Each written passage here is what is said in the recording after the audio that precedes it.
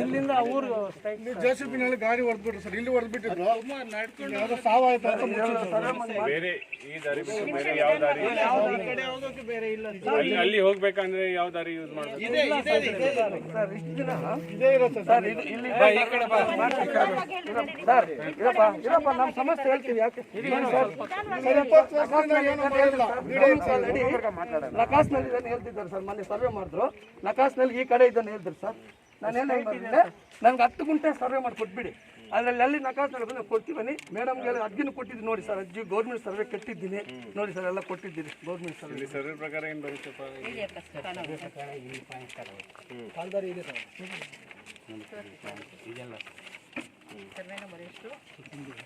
ಇಲ್ಲ ನಿಮ್ಮಲ್ಲಿ ಏನಿದೆ ಅಲ್ಲ.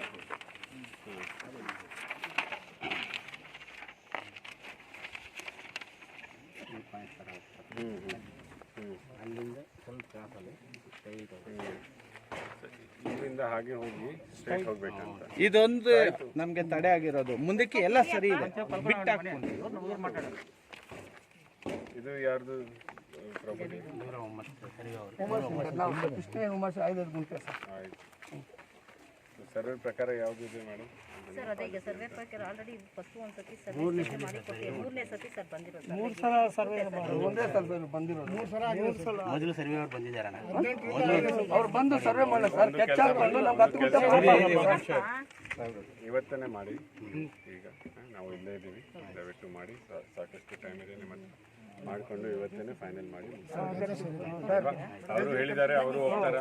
ನಿಮ್ಮ ರಿಪೋರ್ಟ್ ನಮ್ಮ ರಿಪೋರ್ಟ್ ಏನಂದ್ರೆ ನಮ್ಗೆ ಏನಂದ್ರೆ ನಮ್ಗೆ 10 ಗುಂಟೆ ಫಸ್ಟ್ ಕೊಟ್ಬಿಡ್ಬೇಕು. ಯಾಕಂದ್ರೆ ನಾವು ಅಲ್ಲಿ ಜಮೀನು ಕೊಟ್ಟಿರೋ ಸರ್, ಅಲ್ಲಿ ನಮ್ಮ 10 ಗುಂಟೆ ನಾವು ಕೊಡ್ಬೇಕು ಮೇಡಮ್. ನಮ್ಮ ಆಸ್ತಿಯಲ್ಲಿ ಕೊಟ್ಟಿದ್ವಿ ಮೇಡಮ್. ನಿನ್ಗೆ ಬೇಡಪ್ಪ, ಅದು ನಮ್ಗೆ ಕೊಟ್ಟಿರೋ ಕೇಳ್ಬೇಕಲ್ಲ ನಾವು ಮೇಡಮ್. ನಮ್ಗೂ ಸ್ವತ್ತು ತಗೊಂಡು ಸ್ವತ್ತು ಕೊಟ್ಟಿರೋ ಸರ್, ಇದು ನಮ್ದು ಒಳ್ಳೆ ಸ್ವತ್ತು ತಗೊಂಡು ಫ್ಯಾಮಿಲಿ ಸರ್, ನಮ್ಮ ಸೋದರ ಮಾವ ಸರ್ ಅಂತಾರೆ. ನಾವು ಆಲ್ರೆಡಿ ನಮ್ಮ ಗೌರ್ಮೆಂಟ್ ಪ್ರಕಾರ ಏನು ದಾರಿ ಬರುತ್ತೆ ಅದನ್ನ ಮಾಡೋದಷ್ಟೇ ನಮ್ಮ ಕೆಲಸ. ಪರ್ಸನಲ್ ಜಮೀನು ಕೊಡಿಸಿ ಅಂದ್ರೆ ನಾವೆಲ್ಲಿ ಕೊಡ್ತೀವಿ ಸರ್? ಇನ್ನೊಂದು ಒಂದೇ ಒಂದು ಸರ್, ಇಲ್ಲಿ ನಮ್ಗೆ ಕೊಟ್ಟು ಅವ್ರು ಅಲ್ಲಿ ಕೊಟ್ಟರು ಸರ್, ನಮ್ಗೆ ಅಲ್ಲಿ ನೀರು ಬಿಟ್ಟು ಬೋರ್ ಹಾಕೊಂಡು ಮನೆ ಕಟ್ಕೊಂಡು ನಿಮ್ದಲ್ಲಿ ನೀವೇ ಹೋಗ್ಬಿಟ್ರೆ ಹೇಳಿದ್ರು ಸರ್. ಮತ್ತೆ ಬರ್ತಾ ಇದ್ದಾರೆ ಸರ್. ಇವಾಗ ನಕಾಸಲ್ಲಿ ದಾರಿ ಹೆಂಗಿದ್ರೆ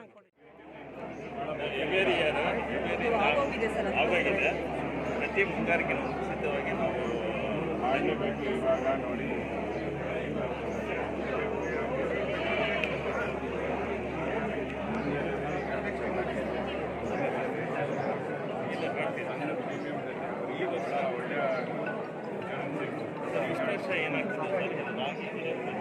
ಮುಂದೆ ಬರ್ತಾ ಇರಲಿಲ್ಲ. ಈಗ ಲಾಸ್ಟ್ ಕಾಲಿಕ ಮಳೆಯಿಂದ ಭಾಳಷ್ಟು ಹಾನಿ ಆಯಿತಲ್ಲ, ಈಗ ಸ್ವಲ್ಪ ಅವೇರ್ನೆಸ್ ಬರ್ತಾ ಇದೆ. ಅವಾಗ ನಾವು ರೈತರಿಗೆ ಅವರಿಗೆ ತಿಳಿಸ್ಲಿಕ್ಕೆ ಯಾವ ರೀತಿಯದು ಪರಿಸ್ಥಿತಿ ಬಂದಾಗ ಅವರಿಗೆ ಎಷ್ಟು ಅನುಕೂಲ ಆಗ್ಬೋದು.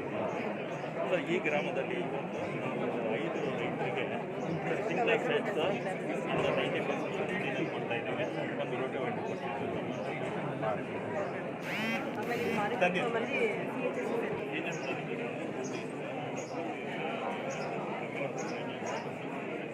ಆದರೆ ತಾಲೂಕಿನ ಸಪ್ರೇಟ್ ಇಲ್ಲ, ನೀರು ಕೊಟ್ಟಿಲ್ಲ.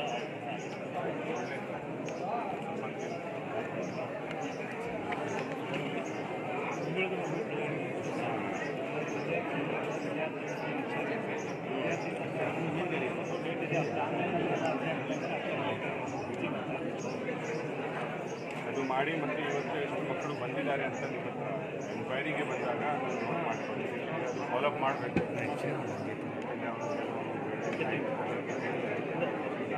ಚೇರ್ ಬಿಡ ಆ ಕಡೆ ಡಿಗ್ರಿಗೆ ಅವರಿಗೆ ಎಲ್ಲ ಸೌಲಭ್ಯಗಳು ಮತ್ತು ಮೆರಿಟೋರಿಯಸ್ ಸ್ಟೂಡೆಂಟ್ಸಿಗೆ ಸ್ಕಾಲರ್ಶಿಪ್ ನೇರವಾಗಿ DBT ಮೂಲಕ ಬರುತ್ತೆ ಅಂತ ಅವರಿಗೆ ಹೇಳಬೇಕು. ಯಾಕಂದರೆ ಅವರು ರಿಜಿಸ್ಟ್ರೇಷನ್ ಮಾಡಬೇಕಂದ್ರೆ ದಾಖಲಾತಿ ಎಲ್ಲ ತಗೊಂಡು ನಾಳೆಗೆ ಅಥವಾ ನಾಳೆ ಫೋನಲ್ಲಿ ಸಂಪರ್ಕಿಸಿ ಅವರಿಗೆ ರಿಜಿಸ್ಟ್ರೇಷನ್ ಮಾಡಬೇಕು. ಈ ಪೋರ್ಟಲಿಂದ ಅವರಿಗೆ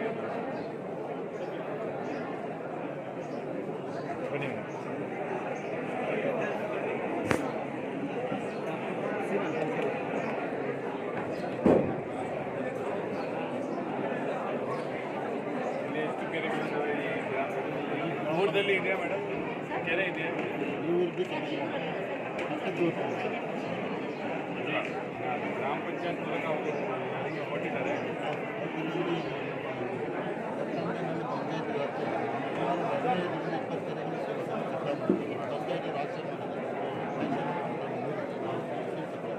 ಈಗ ಬೈ ಚಾನ್ಸ್ ಒಬ್ಬರು ಬರ್ತಾರಂದ್ರೆ ನನಗೆ ಕೂಡ ಸೇರಬೇಕು ಅಂತೇಳಿ ಏನು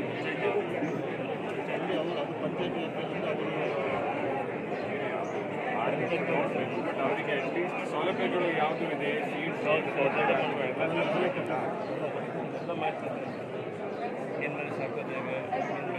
ಅದು ನೀವು ತಿಳಿಸ್ಬೇಕು. ನೋಡಿ, ಇದು ಎಲ್ಲ ಟೆಕ್ಸ್ಟ್ಗಳು ಇದೆ, ಈಗ ಇಂಟರ್ನೆಟ್ ಕೂಡ ಇದೆ. ಅವರಿಗೆ ನೇರವಾಗಿ ನೀವು ಸಂಪರ್ಕ ಮಾಡಿ ತಿಳಿಸಿದ್ರೆ ಅದೊಂದು ಇಫೆಕ್ಟ್ ಬೇರೆ ಈ ಗ್ರಾಮದಲ್ಲಿ ಕೂಡ ನಡೆಸ್ಬೇಕಂತ ಏನೇನಾಗ್ಬೋದು. ಬೇಕಾದರೆ ಕೃಷಿ ಹೊಂಡದಲ್ಲಿ ಕೂಡ ಕೆಲವು ಮಾಡ್ತಾರಲ್ಲ, ಅದು ಕೂಡ ಪ್ರಚಾರ ಮಾಡಿ. ಯಾಕೆಂದರೆ ಈಗ ಮಳೆ ಜಾಸ್ತಿ ಬಂದಮೇಲೆ ಅದರಲ್ಲಿ ಧ್ಯಾನ ಸ್ವಲ್ಪ ಕಡಿಮೆ ಇದೆ. ಅದು ಪೂರ್ತಿ ನಮ್ಮ ಎಕ್ಸಿಸ್ಟಿಂಗ್ ಇನ್ಫ್ರಾಸ್ಟ್ರಕ್ಚರ್ ಇದೆ, ಯಾರು ಮಾಡ್ತಾರೆ ಅಂತ ಕೃಷಿ ಹೊಂಡ ಪದ್ಧತಿ ಏನಿದೆ ಸಬ್ಸಿಡಿ ಮಾಡಲ್ ಹೇಗಿದೆ ಸರ್? ಸಬ್ಸಿಡಿ ಮಾಡಲ್ ಹೇಗಿದೆ, ಎಷ್ಟು ಕೊಡ್ತೀರಾ? 10,000 ರೂಪಾಯಿ ಹಾಗೆ ಮೀನು ಮಾರಾಟ ಮಾಡುವಂಥವರಿಗೆ ಮೀನು ಮಾರಾಟ ಮಾಡಲಿಕ್ಕೆ 10,000 ರೂಪಾಯಿ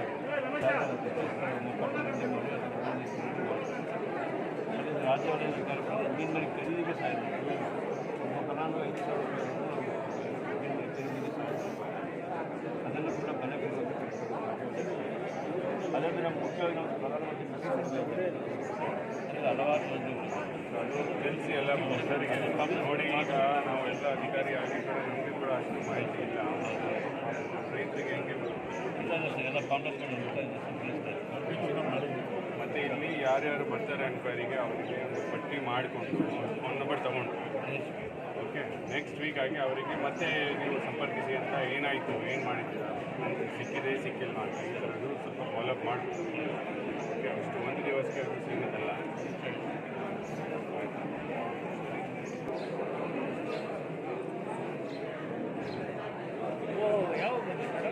ಇವಾಗ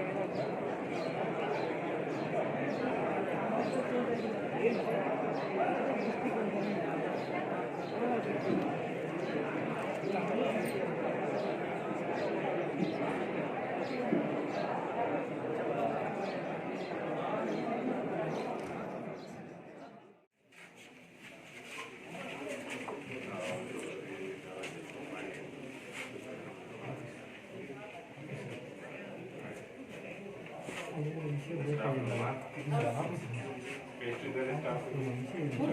3 ಜನ ಇದ್ದೀರಾ? 3 ಜನ ಇದ್ರು ಸರ್. ಒಂದು ಹಾಸ್ಪಿಟಲ್ 26 ಮಕ್ಕಳಿದ್ದಾರೆ, 2 ನಾಲ್ಕು.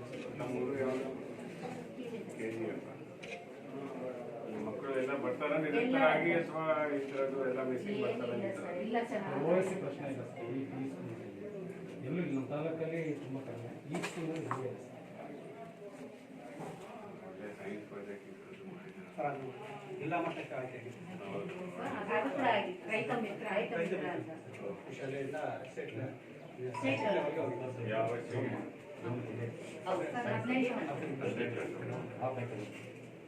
ಈಗ ಕೊರೋನಾದಿಂದ ಎಲ್ಲ ಬಂದಿದ್ರು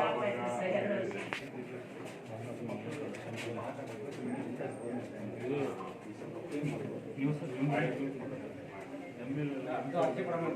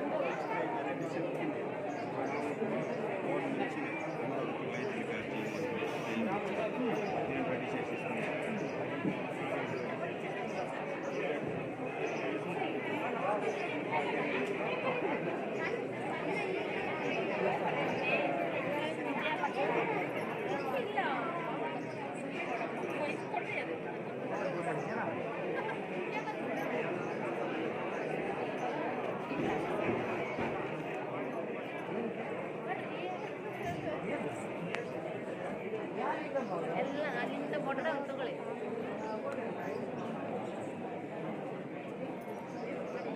ಸ್ವಲ್ಪ ಸೈಡ್ ಬನ್ನಿ. ಅಲ್ಲ ಬೆಳಗ್ಗೆ ಸ್ವಲ್ಪ ಕೂತ್ಕೊಂಡು ಯಾರು ಮಾಡ್ಕೊಂಡು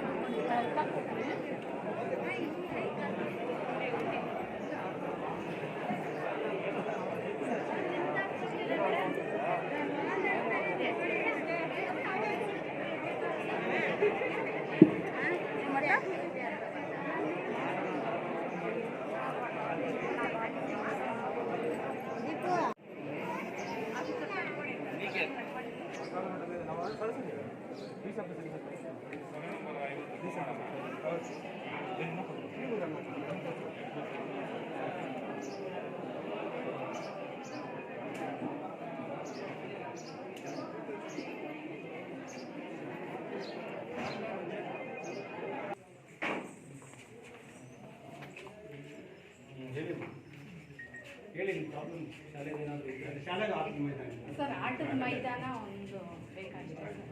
ಮಿಕ್ಕ ಏನು ತೊಂದರೆ ಬೇರೆ ಏನು ತೊಂದರೆ ಏನು ತೊಂದರೆ ಇಲ್ಲ.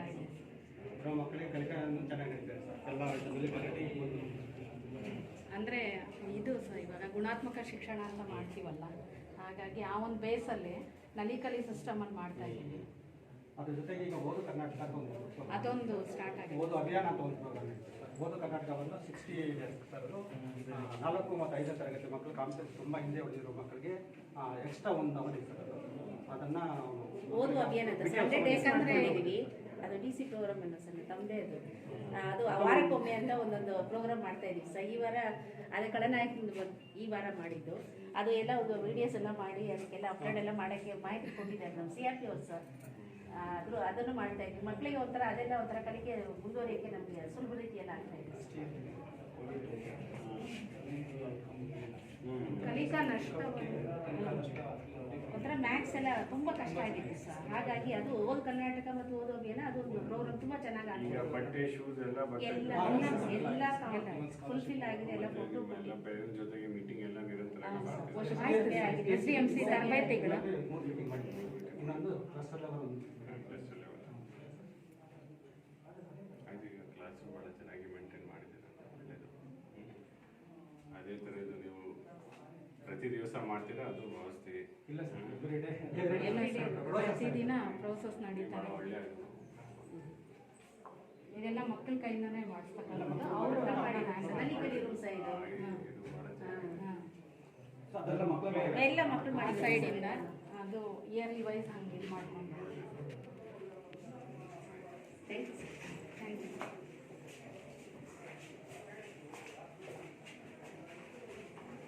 ಅಬ್ಸೆಂಟಿಸಮ್ ಯಾವುದಿಲ್ಲ ಅಲ್ಲ ಇಲ್ಲಿ? ಇದು ಹೊಸದಾಗಿ ಬಿಲ್ಡಿಂಗ್ ಆಗಿದೆ ಸರ್. ಎಷ್ಟು ಜನ ಬರ್ತಾರೆ ಡೈಲಿ? ಡೈಲಿ ಒಂದು 22 ಯಾವ ರೀತಿಯಾದ ಪ್ರಾಬ್ಲಮ್ಸ್ ಇರುತ್ತೆ? ಜಾಸ್ತಿ ಪೇಷಂಟ್ ಸ್ಕ್ರೀನಿಂಗ್ ಎಲ್ಲ ಮಾಡ್ತೀವಿ ಸರ್. ಮೇಜರ್ ಏನಾದರೂ ಕಾಮನ್ ಪ್ರಾಬ್ಲಮ್ಸ್ ಈ ಊರಿಗೆ ಸಂಬಂಧಿಸಿದ ಹಾಗೆ ಜಾಸ್ತಿ ಜನರು ಬರ್ತಾರೆ ಅಂತ ಏನು ಪ್ರಾಬ್ಲಮ್ ಇದೆ? Back pain, back pain major. ಬೇರೆ ಬೇರೆ ಡಯಾಬಿಟಿಸ್ ಹೆಂಗೆ ಟೆಸ್ಟಿಂಗ್ ಹೆಂಗೆ ಮಾಡ್ತೀರಾ ಅವರು? ಗ್ಲೂಕೋಮೀಟರ್ ಎಲ್ಲ ಇದೆ. ಗ್ಲೂಕೋಮೀಟರ್ ಅಂತ ಯಾರಿಗೆ?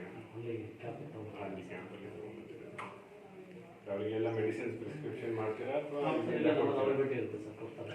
ಬೈ ಚಾನ್ಸ್ ಎಲ್ಲ ಏನು ಮಾಡ್ತೀರಾ? ಇಲ್ಲ ಅಂದ್ರೆ PHC ಎಲ್ಲ ಮಾಡಿ ಕೊಡ್ತಾರೆ ಸರ್. PHC supply sir. ನೀವು ಒಳ್ಳೆಯದಾಗಿ ಮೇಂಟೈನ್ ಮಾಡಿದ್ದೀರಂತ ಜನರು ಬರ್ತಾರೆ, ಒಳ್ಳೆಯದು. ಎಲ್ಲ ಮತ್ತೆ ನಿಮ್ಮ ಐಸಿ ಎಲ್ಲ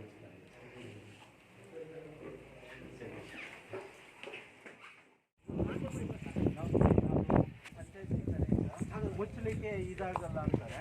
ಅದು ಮುಚ್ಚೋಕ್ಕೆ ನಮ್ಮ ಹಿಂದೆ ವ್ಯವಸ್ಥೆ ಏನಿದೆಪ್ಪ ಗಾಡಿ ಇವರು ಪ್ರೈವೇಟ್ನವರೆಲ್ಲ ಬಿಟ್ಟರೆ ಕೇಳಿ ಈಗ ಒಂದು ಬದ್ರಿ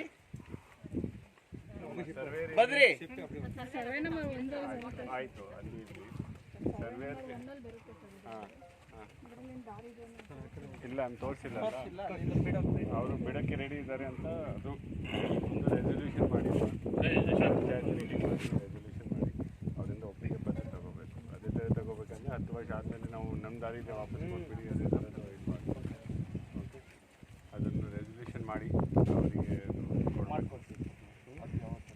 ಅದನ್ನು ಮಾಡಿಕೊಂಡು ನಮ್ಮ ಸರ್ವೆಯಲ್ಲಿ ಅದು ದಾರಿ ಇಲ್ಲ ಅಧಿಕೃತ ಆಗಿರುತ್ತೆ. ದಾರಿ ಎಲ್ಲ ಬೆಳಗ್ಗೆ ರೆಡಿ ಇದ್ದಾರೆ ಅಂತ ಆವಾಗ ನೀವು ಎಲ್ಲರೂ ಗಣ್ಯ ಮಾಡೋರು ನೋಡಿಕೊಂಡು ಮಾಡಿ ಚರಂಡಿ ಮಾಡಕ್ಕೆ TP ಗಂಟೆಲ್ಲ ಅಮೌಂಟ್ ಹಾಕ್ತಿದ್ವಿ ಸರ್. ಅಮೌಂಟ್ ಹಾಕಿದ್ವಿ, ಮೆಟೀರಿಯಲ್ ಹೊಡೆದಿದ್ವಿ ಸರ್. ಮಾಡಿ ಆಯಿತು.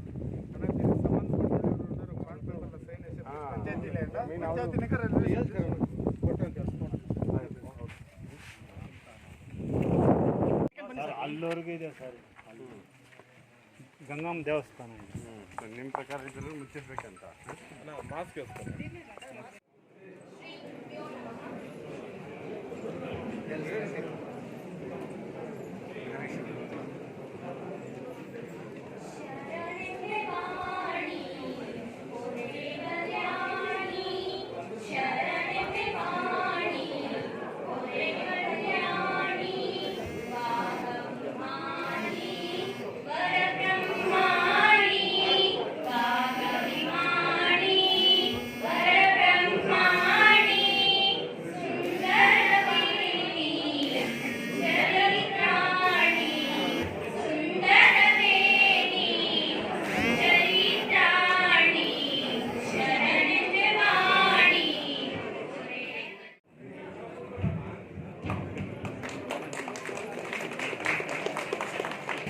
ಅಪರ ಜಿಲ್ಲಾಧಿಕಾರಿಗಳು ಡಾಕ್ಟರ್ ಸ್ನೇಹಾ ಮೇಡಮ್ ಅವರು ಮಾನ್ಯ ಜಿಲ್ಲಾಧಿಕಾರಿಗಳ ಸಮೇತವಾಗಿ ದೊಡ್ಡಕಂಬಳಿ ಗ್ರಾಮಕ್ಕೆ ಆಗಮಿಸಿ ನಮ್ಮನ್ನೆಲ್ಲರನ್ನು ಕುರಿತು ಮಾತನಾಡುವಂತಹ ಅವಕಾಶ ಮಾಡಿಕೊಟ್ಟಂತಹ ಜಿಲ್ಲಾಡಳಿತದ ಪರವಾಗಿ ಡಾಕ್ಟರ್ ಸ್ನೇಹಾ ಮೇಡಮ್ ಅವರಿಗೆ ಅಪರ ಜಿಲ್ಲಾಧಿಕಾರಿಗಳು ಕೋಲಾರ ಇವರಿಗೆ ಹೃತ್ಪೂರ್ವಕವಾದಂತಹ ಸ್ವಾಗತವನ್ನು ನಾನು ಕೋರ್ತೇನೆ.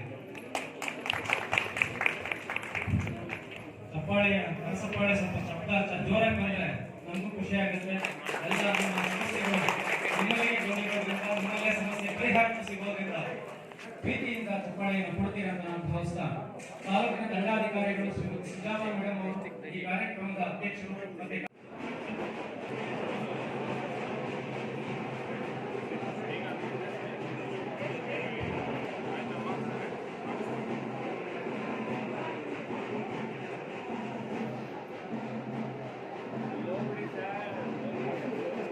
ದಯವಿಟ್ಟು ಈಗ ನಾವೆಲ್ಲರೂ ಕುರ್ಚಿಯಲ್ಲಿ ಆಸೀನರಾಗಬೇಕಂತ ಮನವಿ ಮಾಡ್ತಾರೆ. ದಯವಿಟ್ಟು ಜಲಸಾಕ್ಷಿ ಮೇಡಮ್ ಅವರು ಗ್ರಾಮ ಪಂಚಾಯತ್ ಅಧ್ಯಕ್ಷರು ದಯವಿಟ್ಟು ವೇದಿಕೆಗೆ ಬರಬೇಕು. ಅವರಿಗೂ ಕೂಡ ವೇದಿಕೆ ಪರವಾಗಿ ನಮ್ಮೆಲ್ಲರ ಪರವಾಗಿ ಇಲಾಖೆಗಳ ಪರವಾಗಿ ಜಿಲ್ಲಾಧಿಕಾರಿಗಳ ಪರವಾಗಿ ಸ್ವಾಗತವನ್ನು ನಾನು ವೃತ್ತ ನಿರೀಕ್ಷಕರು ದಯವಿಟ್ಟು ಪೊಲೀಸ್ ಇಲಾಖೆ ಪರವಾಗಿ ದಯವಿಟ್ಟು ವೇದಿಕೆಗೆ ಬರಬೇಕು ಅಂತ ನಾನು ಸ್ವಾಗತವನ್ನು ಕೋರುತ್ತಾ ತಮಗೆ ಇಲಾಖೆ ಪರವಾಗಿ ಮಾನ್ಯ ಅಧಿಕಾರಿಗಳ ಪರವಾಗಿ ಮತ್ತೆ ವೇದಿಕೆ ಪರವಾಗಿ ಸ್ವಾಗತವನ್ನು ಸಂಸ್ಥೆಯನ್ನ ತಮ್ಮ ಹೆಗಲಿಗೆ ಹಾಕಿಕೊಂಡು ಮಾನ್ಯ ಜಿಲ್ಲಾಧಿಕಾರಿಗಳ ಒಡಲಿಗೆ ತುಂಬುವಂತಹ ಉತ್ತಮವಾದಂತಹ ಕೈಂಕರ್ಯವನ್ನು ಹೊಂದಿದ್ದ ಸ್ವಾಗತ ಮಾಡಲಿಕ್ಕೆ ಅವಕಾಶ ಮಾಡಿಕೊಟ್ಟಂತ ನನಗೆ ನಮ್ಮೆಲ್ಲರ ಪರವಾಗಿ ಧನ್ಯತೆಯನ್ನು ಹೇಳ್ತಾ ಸ್ವಾಗತ ಭಾಷಣ ಅಂದಿಸ್ತೇನೆ. ಧನ್ಯವಾದಗಳು. Thank you. ತಮ್ಮದೇ ಆಗಿರ್ತಕ್ಕಂತಹ ಶೈಲಿಯಲ್ಲಿ ಸ್ವಾಗತವನ್ನ ಕೋರಿರ್ತಕ್ಕಂತಹ ನಮ್ಮ ನಿಮ್ಮೆಲ್ಲರ ನೆಚ್ಚಿನ ಕ್ಷೇತ್ರ ಶಿಕ್ಷಣಾಧಿಕಾರಿಯಾದಂತಹ ಗೌರವಾನ್ವಿತ ಚಂದ್ರಶೇಖರ್ ಸರ್ ಅವರಿಗೆ ಆತ್ಮೀಯವಾಗಿರ್ತಕ್ಕಂತಹ ಸ್ವಾಗತವನ್ನು ನಾವು ಕೋರ್ತಾ ಇದ್ದೀವಿ. ಮುಂದಿನ ನಾವು ಮನಸ್ಫೂರ್ತಿಯಾಗಿ ಪ್ರಾರ್ಥನೆ ಮಾಡ್ತಾ ಇದ್ದೀವಿ. ಗೌರವಾನ್ವಿತ ವೆಂಕಟರಾವ್ ಸರ್ ಅವರು ಜಿಲ್ಲಾಧಿಕಾರಿಗಳು, ಡಾಕ್ಟರ್ ಸ್ನೇಹಾ ಮೇಡಮ್ ಅವರು ಅಪರ ಜಿಲ್ಲಾಧಿಕಾರಿಗಳು, ಸುಜಾತಾ ಮೇಡಮ್ ಅವರು ತಹಸೀಲ್ದಾರ್ ಮತ್ತು ಎಲ್ಲ ಅಧಿಕಾರಿಗಳು ಈ ಒಂದು ಕಾರ್ಯಕ್ರಮದಲ್ಲಿ ಭಾಗಿಯಾಗಿದ್ದಾರೆ. ಜ್ಯೋತಿಯನ್ನ ಬೆಳೆಸುವ ಮುಖಾಂತರ ಕರ್ನಾಟಕ ಸರ್ಕಾರದ ಅತ್ಯುತ್ತಮ ಕಾರ್ಯಕ್ರಮ ಇಲಾಖಾಧಿಕಾರಿಗಳು ಸಿಬ್ಬಂದಿ ವರ್ಗದವರು ಎಲ್ಲರೂ ಕೂಡ ಈ ಕಾರ್ಯಕ್ರಮದಲ್ಲಿ ಸಕ್ರಿಯವಾಗಿ ಭಾಗಿಯಾಗಿದ್ದಾರೆ. ಎಲ್ಲರೂ ಕೂಡ ಸಂದರ್ಭದಲ್ಲಿ ಹೃತ್ಪೂರ್ವಕವಾಗಿರ್ತಕ್ಕಂತಹ ಧನ್ಯವಾದ ಅರ್ಪಿಸುತ್ತಿದ್ದೇವೆ.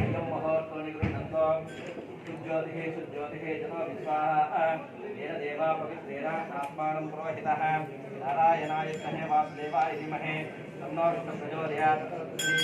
आवाहित देवताभ्यो नमः उद्वाहयामि ज्योतिः उद्वासयामि ओम तेन देना पवित्रेण आत्मानं पुरोहितः अक्षयोराभौ महे गात्मिज्ञाय गात्मिज्ञे देवे स्वस्तिवन्दनः स्वस्तिर्मानदैत्यः उत्तङ्गिकामधे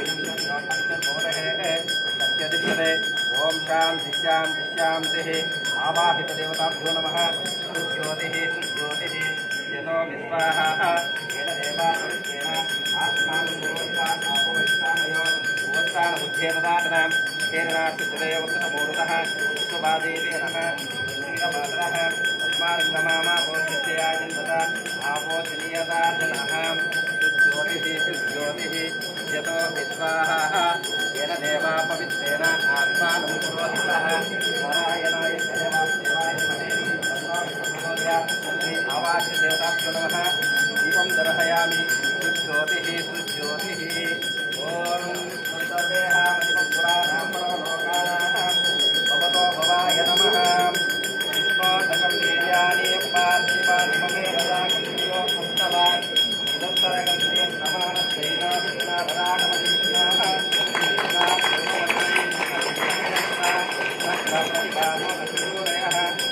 वरक्षुरादकं तद्विप्रातो विसञ्जवो चाग्रभागं विन्दते विष्णार्यं परमं परं सुज्योतिः सुज्योतिः यतो विश्वाः नारायणाय विद्महे वासुदेवाय धीमहि तन्नो विष्णुप्रचोदयात् आवाहितदेवताभ्यो नमः विष्णोदेवं दर्शयामि దాన్ని మీరు తీసుకొని ఇంకా దాన్ని లామినేషన్ చేసుకొని పెట్టుకోవాలమ్మా ఎట్లా కట్టాక లేకుండా లాట్ కాపీ ఒక నెల అయినాక మీకు పెన్షన్ లేకుంటే అడ్మిట్ వస్తుంది అయినా ఇప్పుడు ఒక్కొక్క పేరు తీస్తాము ఒక్కొక్క సీరియల్ గా వచ్చేసి కాపీ జాడ్ కాపీ తీసుకొని ఇద్దరు బదులుగా పెట్టుకోవాలి గోపాలప్ప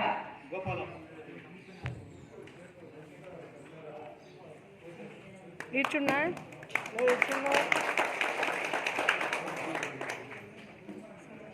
సరోజమ్మ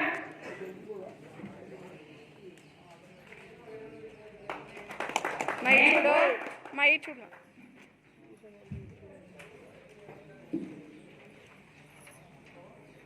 మై పక్క తిరుమా ఇది చూడమా లక్ష్మమ్మ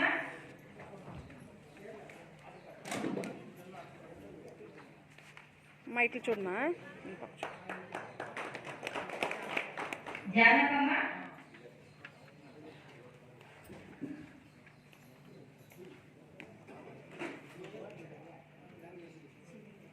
సుమిత్ర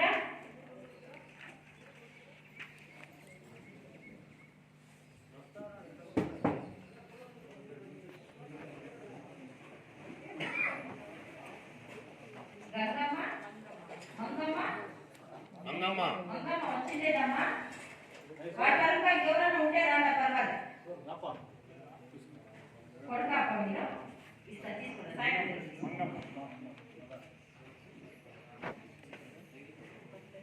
బత్తెప్ప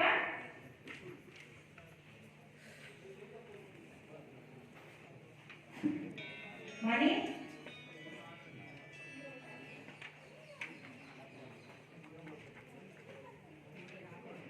రాణియమ్మ యశోద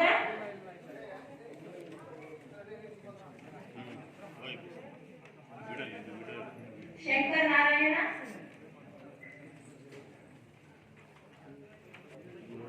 మంజుల మంజుడా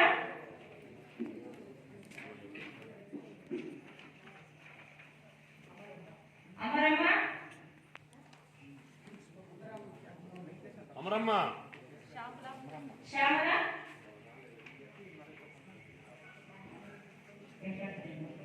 వెంకటలక్ష్మమ్మ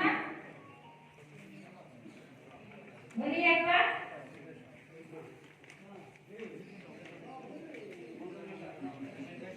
లక్ష్మి లక్ష్మి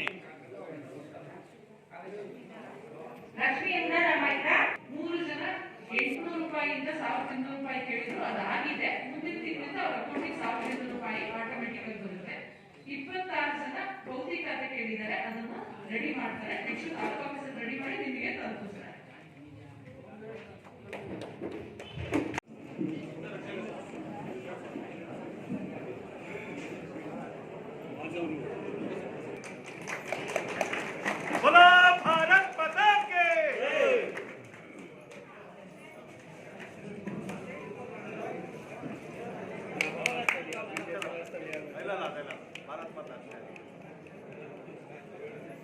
ಇನ್ನೊಬ್ಬ ಮುಖಂಡರಾಗಿರ್ತಕ್ಕಂಥ ಸ್ವಾಗತ ಮಾಡ್ತೇನೆ.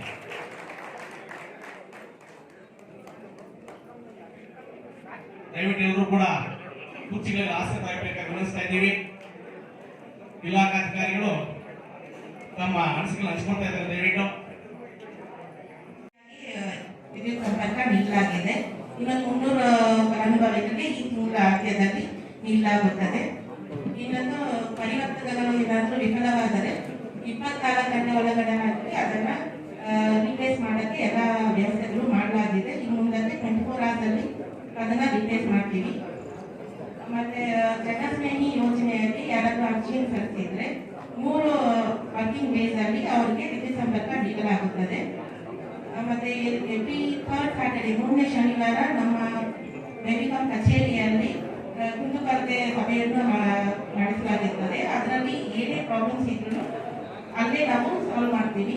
ಎಲ್ಲರೂ ಅದರಲ್ಲಿ ಭಾಗವಹಿಸೋಕೆ ಕೋರ್ತಾ ಇದ್ದೀನಿ. ಇಷ್ಟೇ ಅಂತ ನಾನು ಯಾವ ತರ ತಪ್ಪುಗಳು ನಡೀತಾ ಇದೆ, ಏನೇನು ಜನಗಳಿಗೂ ಮತ್ತೆ ಅಧಿಕಾರಿಗಳಿಗೂ ಇರ್ತಕ್ಕಂಥ ರಿಲೇಶನ್ಶಿಪ್ ಏನು, ಅದು ಯಾವ ರೀತಿ ಕಟ್ಟಾಗಿದೆ, ಅದನ್ನ ಯಾವ ತರ ಇದು ಮಾಡಿ ಸರ್ಕಾರದ ಯೋಜನೆಗಳನ್ನ ಜನಗಳು ತಲುಪಬೇಕು ಅಂತ ಹೇಳಿ ನಿಮ್ಗೆ ಅದ್ರ ಬಗ್ಗೆ ಮಾಹಿತಿ ಕೊಡೋದಕ್ಕೆ ಬಂದಿರತಕ್ಕಂಥದ್ದು. ಈ ಕಾರ್ಯಕ್ರಮಕ್ಕೆ ಬಂದಿರತಕ್ಕಂಥ ಸ್ಥಳೀಯ ಶಾಸಕರಾದಂತ ರೂಪಾ ಮೇಡಮ್ ಅವರೇ, ಜಿಲ್ಲಾಧಿಕಾರಿಗಳೇ, ಸಿಒರ್ ಅವರೇ, ಈ 4 ದಂಡಾಧಿಕಾರಿಗಳೇ, ಎಡಿಸಿ ಅವರೇ,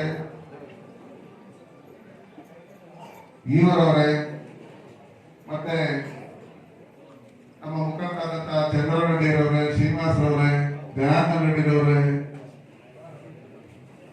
ಎಲ್ಲ ಮುಖಂಡರು ಮತ್ತೆ ಅಧಿಕಾರಿಗಳು, ಮಾಧ್ಯಮದ ಮಿತ್ರರು, ಮತ್ತೆ ಗ್ರಾಮದ ಎಲ್ಲ ಅಕ್ಕ ತಂಗಿಯರ ಅಣ್ಣ ತಮ್ಮಂದಿರು, ಇಲ್ಲಿ ಎಷ್ಟೊಂದು ಜನ ಗ್ರಾಮ ಪಂಚಾಯತ್ ಅಧ್ಯಕ್ಷರು ಬಂದಿದ್ದಾರೆ. ಏನಮ್ಮ ಹೆಸರು? ಪಂಚಾಕ್ಷರವರೇ, ಎಲ್ಲ ಗ್ರಾಮ ಪಂಚಾಯತಿ ಸದಸ್ಯರೇ, ಮಾಧ್ಯಮದ ಮಿತ್ರರೇ, ಸಾಮಾನ್ಯ ಕಂದಾಯ ಸಚಿವರಾದಂತಹ ಅಶೋಕ್ ಅಣ್ಣವರು ಏನಾದ್ರು ಹೊಸದಾಗಿ ಯೋಚನೆ ಮಾಡಬೇಕು ಅಂತ ಹೇಳಿ ಹಲವಾರು ಬಾರಿ ನಮ್ಮ ಹತ್ರ ಎಲ್ಲ ಸ್ನೇಹಿತರು ಒಟ್ಟಿಗೆ ಸೇರಿದಾಗ ಡಿಸ್ಕಸ್ ಮಾಡ್ತಾ ಇದ್ವಿ. ನಾವು ಹೇಳ್ತಾ ಇದ್ವಿ ಎಷ್ಟೋ ಸ್ಕೀಮ್ಸ್ ಸರ್ಕಾರಿ ಅಧಿಕಾರಿಗಳ ಕಚೇರಿಗಳಲ್ಲಿ ಉಳಿದೋಗುತ್ತೆ.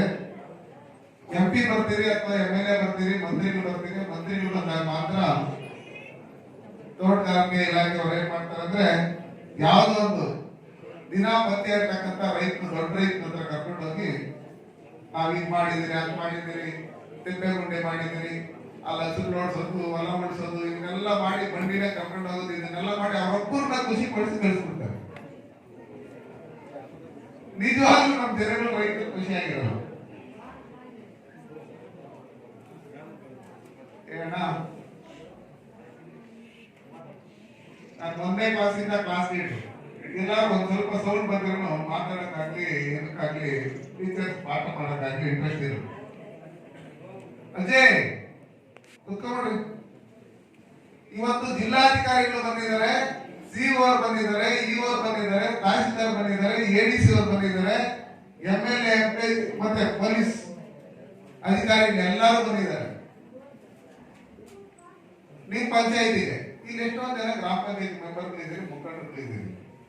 ನಮ್ಮಲ್ಲಿ ಸುಮಾರು ಜನ ಅಧಿಕಾರಿಗಳು ಹೇಳ್ತಾ ಇದ್ರು ಈ ತರ ಸ್ಕೀಮ್ಸ್ ಇದೆ, ಕಂದಾಯ ಇಲಾಖೆಯಲ್ಲಿ ಈ ತರ ಇದೆ, widow pension, old age pension, ಮತ್ತೆ ನಮ್ಮಲ್ಲಿ ಪಾವತಿ ಖಾತೆ ಹಾಕ್ಬೇಕು, ಗೋಡಿ ಹಾಕ್ಬೇಕು, ಇವನ್ನೆಲ್ಲ ಸುಮಾರು ಜನ ಇಲ್ಲಿ ಅರ್ಜಿಗಳು ತಂದು ಕೊಡ್ತಾ ಇದ್ದಾರೆ. ನಮ್ಮ ಅಮ್ಮನಿಗೆ 100 ವರ್ಷ ಹತ್ತತ್ರ ವಯಸ್ಸಾಗೋಯ್ತು. ನಾನು ಈ ವಯಸ್ಸು ನಮ್ಗೆ ಇನ್ನೂ ಪಾವತಿ ಖಾತೆನೂ ಆಗಿಲ್ಲ, ಇಲ್ಲಾಂದ್ರೆ ನಾವು ವಿಭಾಗ ಮಾಡ್ಕೊಂಡಿದ್ರಿ, ಅದನ್ನ ಸರಿಯಾಗಿ ಇದು ಮಾಡ್ಕೊಟ್ಟಿಲ್ಲ ಅಂತೇಳಿ ಹೇಳ್ತಾ ಇದ್ರು. ಸುಮಾರು ದಿನ ನಮ್ಮಲ್ಲಿ ವಿದ್ಯುತ್ ಇಲಾಖೆ ಇದೆ, ಆ ಸ್ಕೀಮ್ಸೇ ಗೊತ್ತಿಲ್ಲ, ಅವ್ರಿಗೂ ಸರಿಯಾಗಿ ಸರ್ಕಾರದ ರೀಸೆಂಟ್ ಸುತ್ತೋಲೇನು ಗೊತ್ತಿಲ್ಲ. ಆಗಿರ್ಬೇಕಾದ್ರೆ ನಾವು ಬಂದಿರ್ತಕ್ಕಂಥ ಮುಖಂಡರುಗಳು, MLAಗಳು, MP ಬಂದ್ರೆ ನಾವು ಬಂದ್ಬಿಡ್ತಿರೋದು. ಯಾವುದೇ ಪಾರ್ಟಿ ಚುನಾವಣೆ ಸಂದರ್ಭ ಬಂದಾಗ ನಾವು ಎಲೆಕ್ಷನ್ ಮಾಡ್ತಾ ಇದ್ದೀವಿ, ಹೆಂಗೆ ಇಲ್ಲ ನಮ್ಮನ್ನ ಅವ್ರ ಬೈಯೋದು, ಅವ್ರ ನಮ್ಮನ್ನ ಬೈಯೋದು, ಏನೋ ಮಾಡ್ಕೊಂಡು ಮಾಡ್ತೀವಿ. ಆದ್ರೆ ಅದ್ರ ಮಧ್ಯೆ ನಾವಾಗ್ಲಿ ಇಲ್ಲಾಂದ್ರೆ ಅವರಾಗ್ಲಿ ಗೆಲ್ಬೇಕಾದ್ರೆ ಗ್ರಾಮ ಪಂಚಾಯತಿ ಮೆಂಬರ್ಗಳು, ಗ್ರಾಮ ಪಂಚಾಯತಿ ಅಧ್ಯಕ್ಷರು, ಮುಖಂಡರು, ನಮ್ ಜವಾಬ್ದಾರಿ ಏನು?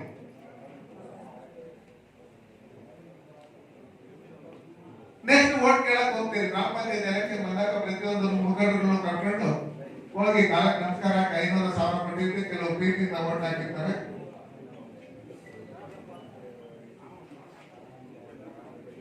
ಮತ್ತೆ ಎಲೆಕ್ಷನ್ ಹೋದಾಗ ಕಾಸಿದ್ರೆ ಓಟ್ ಹಾಕ್ಬೇಕಲ್ಲ, ನೀನ್ ಓಟ್ ಬೇಸಿ ನಾನು ಏನ್ ಸೇರಿಸಿ ನಾವು ಅಂತ ಕೇಳ್ತಾರೆ.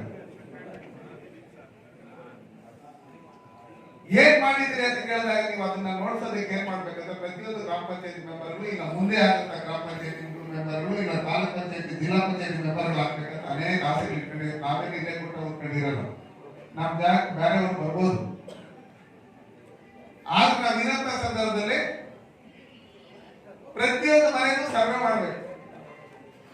ನಾವು ಮುಖಂಡರಾದಂತವ್ರು ಗ್ರಾಮ ಪಂಚಾಯತಿ ಮೆಂಬರ್ಗಳಾದಂತವ್ರು ಸರ್ವೆ ಮಾಡಿ ಯಾವ್ಯಾವ ಮನೆಗಳಲ್ಲಿ ಎಷ್ಟು ಜನಸಂಖ್ಯೆ ಇದೆ, ಯಾರು ಓಲ್ಡ್ ಏಜ್ ಪೆನ್ಷನ್ ಬಂದಿಲ್ಲ, ಯಾರು ವಿಡೋ ಪೆನ್ಷನ್ ಬಂದಿಲ್ಲ, ಯಾರು ಅಂಗವಿಕಲರು ಇದ್ದಾರೆ ಅವ್ರ ಸರ್ಕಾರಿ ಸೌಲಭ್ಯ ಸಿಕ್ಕಿಲ್ಲ, ಯಾರು ವಿದ್ಯಾವಂತರು ಇದ್ದಾರೆ ಅವರ ಎಜುಕೇಶನ್ ಕಂಪ್ಲೀಟ್ ಆಗಿದೆ ಅವ್ರ ಕೆಲಸ ಸಿಕ್ಕಿಲ್ಲ, ಯಾರು ಗಾಡಿ ಕೆಲಸ ಮಾಡಕ್ ಹೋಗ್ತಾರೆ ಅವಾಗಲೇ ಹೇಳ್ತಾ ಇದ್ರು ಈ ಶ್ರಮ್ ಕಾರ್ಡ್ ಬಗ್ಗೆ ಕಾರ್ಮಿಕ ಇಲಾಖೆಯವರು.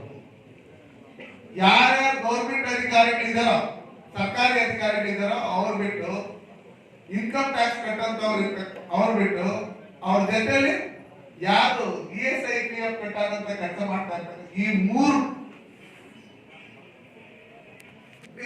ಎಲ್ಲ ಉಳಿದವರೆಲ್ಲ ಈ ಕಾರ್ಮಿಕ ಇಲಾಖೆ ಬರ್ತಾರೆ. ಈ ಉಳಿದವರೆಲ್ಲ ಅದು ವ್ಯವಸಾಯ ಮಾಡ್ತಾ ಇರ್ತವ್ರು ಇರ್ಬೋದು, ಬೆಟ್ಟೆ ಅಂಗಡಿ ಇರ್ಬೋದು, ಸಹಾಯ ಮಾಡ್ತಾ ಇರೋರು ಇರ್ಬೋದು, ಜಮೀನಲ್ಲಿ ಕೂಲಿ ಕೆಲಸ ಮಾಡ್ತಾ ಇರ್ತಕ್ಕಂಥವ್ರು ಇರ್ಬೋದು, ಕಟ್ಟಡ ಕಾರ್ಮಿಕರು ಇರ್ಬೋದು,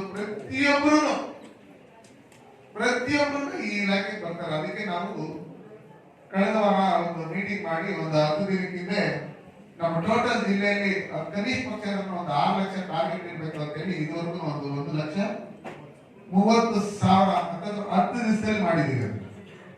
ಎಲ್ಲ ಕಡೆ ಕಳಿಸ್ತಾ ಇದ್ದೀರಿ. ಸುಮಾರು ಜನ ನಾವು ಇದನ್ನ ಮಾಡ್ಕೊಡ್ತೀರಿ ಅಂತ ಹೇಳಿ 250-300 ರೂಪಾಯಿ ದುಡ್ಡು ಇಸ್ಕೊಂತಾರೆ. ಅದಕ್ಕೋಸ್ಕರ ಧರ್ಮಸ್ಥಳ ಸಂಘದವರು ಹೇಳಿದ್ದಾರೆ, ಅವ್ರನ್ನ ಜೊತೆ ಸೇರಿಸಿ ನಮ್ಮ CEO ಅವರು ಎಲ್ಲರನ್ನು ಒಟ್ಟಿಗೆ ಸೇರಿಸ್ಬಿಟ್ಟು ಅಲ್ಲಿರ್ತಕ್ಕಂಥ ಕಾರ್ಮಿಕ ಇಲಾಖೆಯವರು ನಾವು ಇಂಥ ಕಡೆ ಬರ್ತೀವಿ ಅಂತ ಹೇಳಿ ಅದರದ್ದು ಸವಲತ್ತು ಏನಿದೆ MLA ಅವರು ಹೇಳ್ತಾ ಇದ್ರು, ನೀವು ಕಾರ್ಮಿಕ ಇಲಾಖೆದ ಒಂದು ಕಾರ್ಡ್ ಮಾಡಿಸಿದ್ರೆ 5ನೇ ಕ್ಲಾಸ್ ಓದ್ತಾ ಇರ್ತಕ್ಕಂಥವ್ರಿಗೆ, 7ನೇ ಕ್ಲಾಸ್ ಓದ್ತಾ ಇದ್ದಂಥವ್ರಿಗೆ, 10ನೇ ಕ್ಲಾಸ್ ಓದ್ತಾ ಇದ್ದಂಥವ್ರಿಗೆ, PUC ಅವರಿಗೆ, ಡಿಗ್ರಿ ಅವರಿಗೆ, ಡಾಕ್ಟ್ರು ಈ ತರ ಓದ್ತಾ ಇದ್ದಂತ ಎಷ್ಟು ಬರ್ತಾ ಇದೆ ಸರ್ಕಾರದಿಂದ ಆಗ್ತದೆ. ಸುಮಾರು ಜನ ಕಟ್ಟಡ ಕಾರ್ಮಿಕರು ನೋಂದಣಿ ಮಾಡ್ಕೊಂಡಿರಲ್ಲ. ನಾವು ಲೀಡರ್ ಆದವ್ರು ಏನ್ ಮಾಡ್ಬೇಕು, ನೀವ್ ಏನೇನ್ ಕೆಲ್ಸಕ್ಕೆ ಹೋಗ್ತೀರಿ, 3 ಸರ್ವೆ ಮನೆಗಳು ಸರ್ವೆ ಮಾಡಿದಾಗ ಕಟ್ಟಡ ಕಾರ್ಮಿಕರು ಇದ್ದೀರಾ, ನಿಮ್ದು ರಿಜಿಸ್ಟ್ರೇಷನ್ ಆಗಿದೆ ಅಂತ ಎಷ್ಟೋ ಜನಕ್ಕೆ ಆನ್ಲೈನ್ ಅಲ್ಲಿ ಮಾಡಕ್ ಬರಲ್ಲ. ಅವಾಗ ನಮ್ ಜವಾಬ್ದಾರಿ ಏನಂದ್ರೆ ಮುಖಂಡರು ಯಾವ್ದು ಪಾರ್ಟಿ ಹೋಗಿದ್ರು, ನಾವು ಇಷ್ಟು ಜನಕ್ಕೆ ನಾವು ಈ ಶ್ರಮ್ ಕಾರ್ಡ್ ಮಾಡಿಸ್ಕೊಟ್ಟಿದ್ದೀರಿ, ಇಷ್ಟು ಜನಕ್ಕೆ ಓಲ್ಡ್ ಏಜ್ ಬಿಡೋ ಪೆನ್ಷನ್ ಮಾಡ್ಬೇಕು. ಕಂದಾಯ ಇಲಾಖೆ ಅವರು ಹೇಳ್ತಾ ಇದ್ರು, ಹಿಂದೆ ನಾವು 60 ವರ್ಷ ಮೇಲ್ಪಟ್ಟವರು ಓಲ್ಡ್ ಏಜ್ ಪೆನ್ಷನ್ ಮಾಡ್ಕೊಬೇಕಾದ್ರೆ ನಿಮ್ಮ ಹತ್ರ ಅಪ್ಸರಿಸಬೇಕಾಗಿತ್ತು.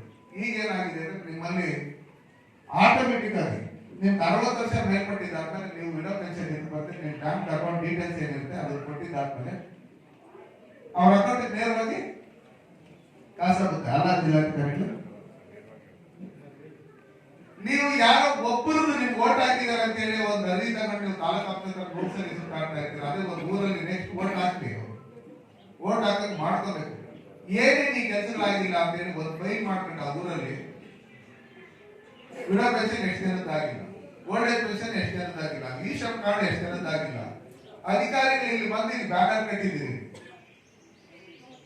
ಕೋವಿಡ್ ಮತ್ತೆ ನಮ್ಮ ಕಂದಾಯ ಇಲಾಖೆದು, ತೋಟಗಾರಿಕೆ, ರೇಷ್ಮೆ ಇಲಾಖೆ ಇದ್ರ ಬಗ್ಗೆ ಎಲ್ಲ ನೀವೆಲ್ಲ ವಿವರಗಳನ್ನೆಲ್ಲ ಹೇಳ್ತಾ ಇದ್ದೀವಿ. ನಾವು ಜಿಲ್ಲಾಧಿಕಾರಿಗಳಿಗೆ, COಗೆ, EOಗೆ ಇದಕ್ಕೆ ಸಂಬಂಧಪಟ್ಟಂತ ಎಲ್ಲಾ ಅಧಿಕಾರಿಗಳಿಗೆ ಹೇಳೋದಿಷ್ಟೇ. ನಾವು ಕೋಲಾರ ಜಿಲ್ಲೆ ಬೇಕಾದಷ್ಟು ಹಣ ಬರ್ತಾ ಇದೆ ಎಲ್ಲ ಇಲಾಖೆಗಳು. ಅದನ್ನ ಸರಿಯಾಗಿ ನಮ್ಮ ಅಧಿಕಾರಿಗಳು ನಾವು ಬಂದಾಗ ಒಂದು ಮೀಟಿಂಗ್ ಮಾಡೋದು ಬಿಟ್ರೆ, ಆ ಉಸ್ತುವಾರಿ ಸಚಿವರ ಡಿಪಾರ್ಟ್ಮೆಂಟ್ ಸಂಬಂಧಪಟ್ಟ ಬಂದು ಅಲ್ಲಿ ಇದು ಮಾಡೋದು ಬಿಟ್ರೆ, ನಾವು ಏನ್ ಅನ್ಕೊಂಡಿದ್ರೆ ಆ ಮಟ್ಟ ಇನ್ನು ಗುರಿ ತಲುಪ್ತಾ ಇಲ್ಲ. ನಾವೆಲ್ಲ ಆಲ್ಮೋಸ್ಟ್ ಆಲ್ ಜಾಸ್ತಿ 60 ವರ್ಷ 70 ವರ್ಷ ಆದ್ರೆ ಯಾರು ಇಲ್ಲ. ಇನ್ನೂ ಕಮ್ಮಿ ಅಂದ್ರೆ ಒಂದು 25-30 ವರ್ಷ ಇರ್ತೀವಿ, ಗಟ್ಟಿಗೆ ಇರ್ತೀವಿ.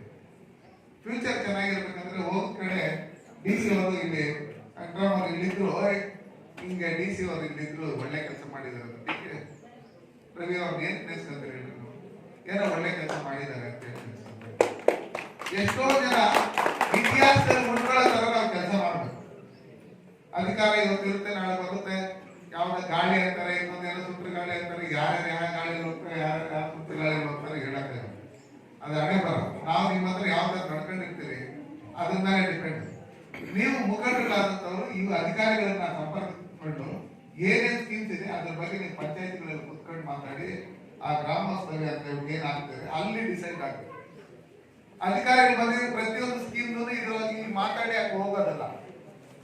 ನೀವು ನೆನ್ನೆ ಇಲ್ಲಿ ಬರ್ತೀರಿ, ನೀವು ಗ್ರಾಮ ವಾಸ್ತವ್ಯಕ್ಕೆ ಅಂತ ಗೊತ್ತಾದ್ಮೇಲೆ ಡೇಟ್ ಫಿಕ್ಸ್ ಮಾಡಿದಾದ್ಮೇಲೆ ನೀವು ಒಂದು ವಾರ 10 ದಿನಕ್ಕೆ ಮೊದಲು ಬಂದು ಇಲ್ಲಿ ಯಾರ್ಯಾರದು ಏನೇನು ತೊಂದರೆಗಳಿದೆ, ಏನೇನು ಇವತ್ತು ಅರ್ಜಿಗಳು ತಂದು ಇಲ್ಲಿ ಕೊಡೋದಲ್ಲ, ಇದನ್ನ ನೀವು ಫಸ್ಟೇ ಕಲೆಕ್ಟ್ ಮಾಡಿರ್ಬೇಕು. ಕಲೆಕ್ಟ್ ಮಾಡಿ ಇಷ್ಟು ಜನ ಅರ್ಜಿಗಳು ಬಂತು, ತಹಸೀಲ್ದಾರ್ ಆಫೀಸಲ್ಲಿ ಇಷ್ಟು ದಿವಸದಿಂದ ಪೆಂಡಿಂಗ್ ಇತ್ತು, ADC ಅವ್ರ ಹತ್ರ ಏನೋ ಪೆಂಡಿಂಗ್ ಇತ್ತು, EO ಹತ್ರ ಪೆಂಡಿಂಗ್ ಇತ್ತು, PDO ಹತ್ರ ಪೆಂಡಿಂಗ್ ಇತ್ತು, ಪೊಲೀಸ್ ಇಲಾಖೆಗೆ ಸಂಬಂಧಪಟ್ಟಂಗೆ ಯಾವ್ದೋ ಇಶ್ಯೂ ಇರುತ್ತೆ ಅದೇನೋ ಪೆಂಡಿಂಗ್ ಇತ್ತು. ಇಲ್ಲೆಲ್ಲ ಲೋಕಲ್ ಅಲ್ಲಿ ಯಾರೋ ಮನೆಗಳಲ್ಲಿ ಬಾಟ್ಲಲ್ಲಿ ಮಾಡ್ತಾರೆ, ಅದರಿಂದ ಸುಮಾರು ಜನ ಸಾಯ್ತಾರೆ, ಸುಮಾರು ಜನ ಗಂಡನ ಕಳ್ಕೊಳ್ತಾರೆ, ಸುಮಾರು ಜನ ಮಕ್ಕಳನ್ನ ಕಳ್ಕೊಳ್ತಾರೆ, ಸುಮಾರು ಜನ ಹಿರಿಯರು ವಯಸ್ಸಾಗಿರ್ತಕ್ಕಂಥವ್ರು ಅನಾಥರಾಗ್ತಾರೆ, ಅವ್ರು ಯಾರು ನೋಡ್ಕೊಳ್ಳೋದಿಲ್ಲ. ಇವೆಲ್ಲ ಇದ್ದಾಗ ಯಾರು ತೋಟ ಹಾಕಂತವ್ರು 20 ತೋಟ ಹಾಕ್ಸಂತವ್ರು ಒಂದು ಅಂಗಡಿ ಇಟ್ಕೊಂಡು ಅಲ್ಲಿ ಬಾರ್ಗಳಿಂದ ವಯಸ್ಸವರಿಂದ ತಂದು ಇಲ್ಲಿ ಸೀರೆ ಕೊಟ್ಟರೆ ಕೊಡ್ತಾರೆ, ಬಾಟ್ಲು ಕಾಲ್ ಕೈ ಕೊಟ್ಟರೆ ಕೊಡ್ತಾರೆ, ಮಕ್ಕಳದು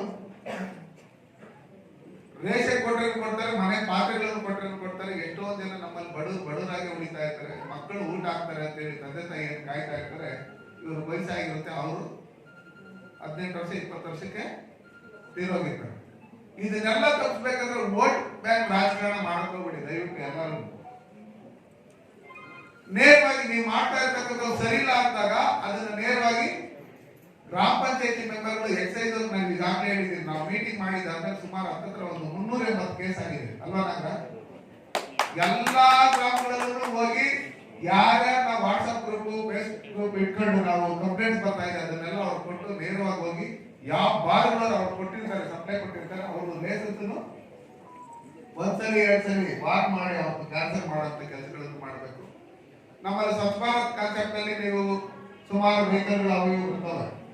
ಆಮೇಲೆ ಸುಮಾರು ನರೇಗಾದಲ್ಲಿ ಸುಮಾರು ಸ್ಕೀಮ್ಸ್ ಇದೆ, ಟಾಯ್ಲೆಟ್ ಬರುತ್ತೆ. ನೀವು ಪಂಚಾಯತ್ಗಳಲ್ಲಿ ನೀವು ಡಿಸೈಡ್ ಮಾಡಿದ್ರೆ ಇಡೀ ಇಂಡಿಯಾ ನಿಮ್ಮ ಪಂಚಾಯತಿನ ನಿಮ್ಮ ಗ್ರಾಮನ ಮಾದರಿ ಗ್ರಾಮ ಮಾಡಬಹುದು. 14 ಮತ್ತು 15 ಹಣಕಾಸಿನಲ್ಲಿ ಹಿಂದೆ 15ರಿಂದ 20 ಲಕ್ಷ ದುಡ್ಡು ಬರ್ತಾ ಇತ್ತು, ಇವತ್ತು 30, 40, 50 ಲಕ್ಷ ದುಡ್ಡು ಬರ್ತಾ ಇದೆ. ಅದನ್ನು ಆಕ್ಸೆಪ್ಟ್ ಮಾಡೋದಕ್ಕೆ ನೀವು ಗ್ರಾಮ ಸಭೆ ಕರೆದು ಏನೇನ್ ಮಾಡ್ಬೇಕು ಎಲ್ಲಿ ಅಂತ ಕೇಳಿದಾಗ ನೀವು ಲೀಡರ್ಗಳು ಮನೆ ಮೇಲೆ ಒಂದು ಮನೆ ಕಟ್ಕೊಳ್ಳೋದಲ್ಲ, ಇಲ್ಲ ನಿಮ್ಮ ಮನೆ ಜಮೀನು ಇರ್ತೈತೆ ಅಲ್ಲಿ ಒಂದು ರೋಡ್ ಮಾಡ್ಕೊಳ್ಳೋದಲ್ಲ. ಯಾರು ನಿಜವಾಗ್ಲೂ ಬಡವರು ಇರ್ತಾರೆ, ಯಾರು ಅದಕ್ಕೆ ಅವಶ್ಯಕತೆ ಇರುತ್ತೆ ಅಂತವ್ರನ್ನ ಸೆಲೆಕ್ಟ್ ಮಾಡಿ ಆ ಲಿಸ್ಟ್ ಮಾಡಿ ಒಂದು ಕ್ರಿಯಾ ಯೋಜನೆ ಮಾಡಿ ಅವ್ರ ಕೆಲಸ ಮಾಡಿದಾಗ ತಿಪ್ಪೇಗುಂಡಿ ಮಾಡ್ಬೋದು, ಕಲ್ಯಾಣಿ ಮಾಡ್ಬೋದು, ರಾಜಕಾಲುವೆ ಮಾಡ್ಬೋದು, ಸಿಸಿ ರಸ್ತೆ ಮಾಡ್ಬೋದು, ಸಿಸಿ ಚರಂಡಿ ಮಾಡ್ಬೋದು, ಚೆಕ್ ಡ್ಯಾಮ್ ಮಾಡ್ಬೋದು, ಗಿಡಗಳು ನೆಡ್ಬೋದು. ಬೇಕಾದಷ್ಟು ಈ ತರ ಸ್ಕೀಮ್ಗಳು ಇರೋದ್ರಿಂದ ಇದನ್ನ ಜನಗಳಿಗೆ ತಲುಪಂತ ಕೆಲಸ ಮಾಡಬೇಕು. ಸ್ವಚ್ಛ ಭಾರತ್ ಇದರಲ್ಲಿ ನೀವು ವಾರಕ್ಕೊಂದ್ಸಲಿ ಅಧಿಕಾರಿಗಳನ್ನು ಜೊತೆಗೆ ಕರ್ಕೊಂಡು EO ಇರ್ಬೋದು, PDO ಇರ್ಬೋದು, ಗ್ರಾಮ ಪಂಚಾಯತಿ ಸದಸ್ಯರು, ಅಧಿಕಾರಿಗಳು, ಸಿಬ್ಬಂದಿ ಇವನ್ನೆಲ್ಲ ಜೊತೆಗೆ ಕರ್ಕೊಂಡು ಒಂದೊಂದು ಊರಲ್ಲಿ ನಿಮ್ಮಲ್ಲಿ ಸುಮಾರು ಹಳ್ಳಿಗಳು ಹೆಸರು ಕೊಡ್ರಿ, 21 ಹಳ್ಳಿ. ಒಂದೊಂದು ಊರಲ್ಲಿ ಬೆಳಗ್ಗೆ ವಾರಕ್ಕೊಂದ್ಸಲಿ ಬೆಳಗ್ಗೆ 6 ಗಂಟೆಗೆ ಶುರು ಮಾಡಿ ಒಂದು 9 ಗಂಟೆಗೆ ನೀವು ಫಿನಿಶ್ ಮಾಡಿದ್ರೆ ಸ್ವಚ್ಛ ಭಾರತ್ ಮಾಡೋದಕ್ಕೆ ನಾನು ಏನ್ ಹೇಳ್ತೀನಿ ನೀವು ನೋಟ್ ಮಾಡ್ಕೊಬೇಕು. ಅದನ್ನ ನೀವು ಮಾಡಿ MLA ಅವ್ರಿಗೂ ನಮಗೂ ಮತ್ತೆ ಅಧಿಕಾರಿಗಳಿಗೂ ತಿಳಿಸ್ಬೇಕು. ಈ ವಾರದಲ್ಲಿ ನಾವು ಇಂಥ ಕಡೆ ಸ್ವಚ್ಛ ಭಾರತ್ ಮಾಡಿದಿರಿ, ಇಂಥ ಸ್ಕೂಲ್ ಹತ್ರ ನಾವು ಗಿಡ ನೆಟ್ಟಿದ್ದೀರಿ, ಇಂಥ ಒಂದು ರವಿನ ಪ್ರಾಬ್ಲಮ್ ಇತ್ತು, ಅದನ್ನ ರವಿನ ಅಧಿಕಾರಿಗಳಿಗೆ ಹೇಳಿ ಸ್ಮಶಾನಕ್ಕೆ ಜಾಗ ಇಲ್ಲ ಅಂತ ಹೇಳಿದ್ರು, ರಸ್ತೆ ಇಲ್ಲ ಅಂತ ಹೇಳಿದ್ರು. ಇವನ್ನೆಲ್ಲ ಸತ್ತ ಮೇಲೆ ನಾವು ಏನ್ ಅಧಿಕಾರಿಗಳು ಏನಮ್ಮ ಯಾರೋ ಬೆಂಗಳೂರಿಂದ ಬಂದಿಲ್ಲ ಒಂದು ಎಕರೆ ಜಮೀನು ತಗೊಂಡು ನನ್ಗೆ ಅರ್ಜೆಂಟಾಗಿ ಲೆಮನ್ ಸ್ಕೆಚ್ ಬೇಕು ಅಂತ ಹೇಳಿ ನಾವು ಅರ್ಜೆಂಟಾಗಿ ಏನು ನೀವು ಮಾಡ್ಕೊಡ್ತೀರಿ, ಅದನ್ನ ಬಡವರು ತಲೆ ಮೇಲೆ ಬಟ್ಟೆ ಇದ್ದಿದ್ದು ನಿಮ್ಮ ಹತ್ರ ಬಂದಾಗ ಅವರು ಮೊದಲನೇ ಪ್ರಿಫರೆನ್ಸ್ ಕೊಟ್ಟು ಅವ್ರು ನೀವು ಮಾಡ್ತಾರೆ ದೇವರು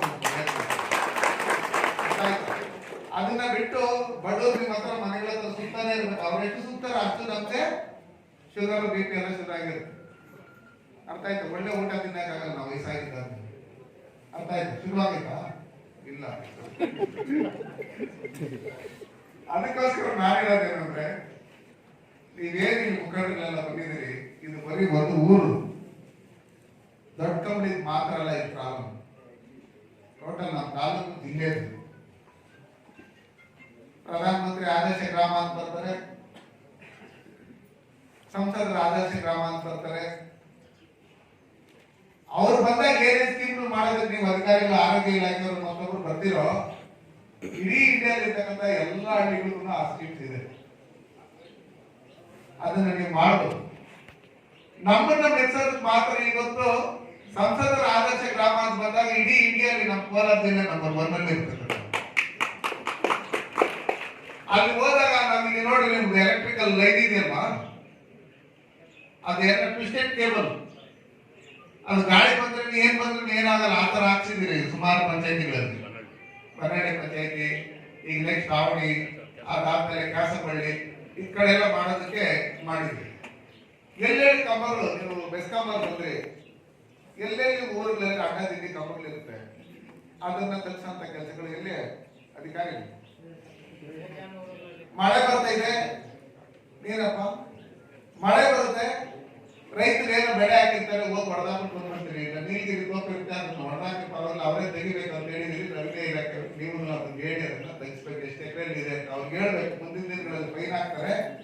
ಅಲ್ಲಿಗೂ ನೀವು ತಂದಿಲ್ಲ ಅಂದ್ರೆ ಸರ್ಕಾರ ಅಂತ ಏನಾದ್ರು ಮಾಡಿ ಬಂದ್ಬಿಟ್ರೆ ನಿಮ್ಗೆ ಹೆಸರಾಗಿತ್ತು, ಕಷ್ಟ ಆಗುತ್ತೆ. ದಯವಿಟ್ಟು ಅದನ್ನು ತೆಗಿರಿ ಅಂತ ಹೇಳಿ ಅವ್ರಿಗೆ ತಿಳುವಳಿಕೆ ಕೊಟ್ಟು ಆ ಕೆಲಸಗಳನ್ನ ಮಾಡ್ಬೇಕು. ನೀವು ರೈತ ಜಮೀನುಗಳಲ್ಲಿ ಹೋಗಿ ಅವ್ರು ಬೆಳೆದಿರ್ತಕ್ಕಂಥ ಗಿಡ ಇನ್ನೊಂದು ಮತ್ತೊಂದು ಹೊಡೆದಾಕ್ಬಿಟ್ಟು ಬಂದ್ಬಿಡ್ತೀರಲ್ಲ, ಅದನ್ನ ನೀವು ಲೈನ್ ಹೇಳಕ್ ಮತ್ತು ಅಲ್ಲಿ ಎಷ್ಟಿದೆ, ಯಾವ್ದಾದ್ರು ರೋಡ್ ಬಂದಲ್ಲಿ ನೀವು ಲೈನ್ ಹಾಕಿ ಮತ್ತು ನಿಮ್ CDP ಎಷ್ಟಲ್ಲಿ ರೋಡ್ ಇದೆ, ಫ್ಯೂಚರ್ ಇಂದ 25 ವರ್ಷಕ್ಕೆ ನಾವು ಎಲ್ಲ ಹಾಕ್ಬೇಕಾಗಪ್ಪ, ಅದನ್ನ ನೋಡಿ ಆ ಜಮೀನುಗಳ ಹತ್ರ ಮಾತಾಡಿ ಒಂದು ಸೈಡ್ ಹಾಕಿದಾಗ ಅವಾಗ ನೀವು ಒಂದೊಂದು ಕಂಬ ತೆಗೆಯೋದಕ್ಕೂ ನಿಮ್ ಪಂಚಾಯತಿಗಳು ದುಡ್ಡು ಕಟ್ಟು ಹೇಳ್ತೀವಿ.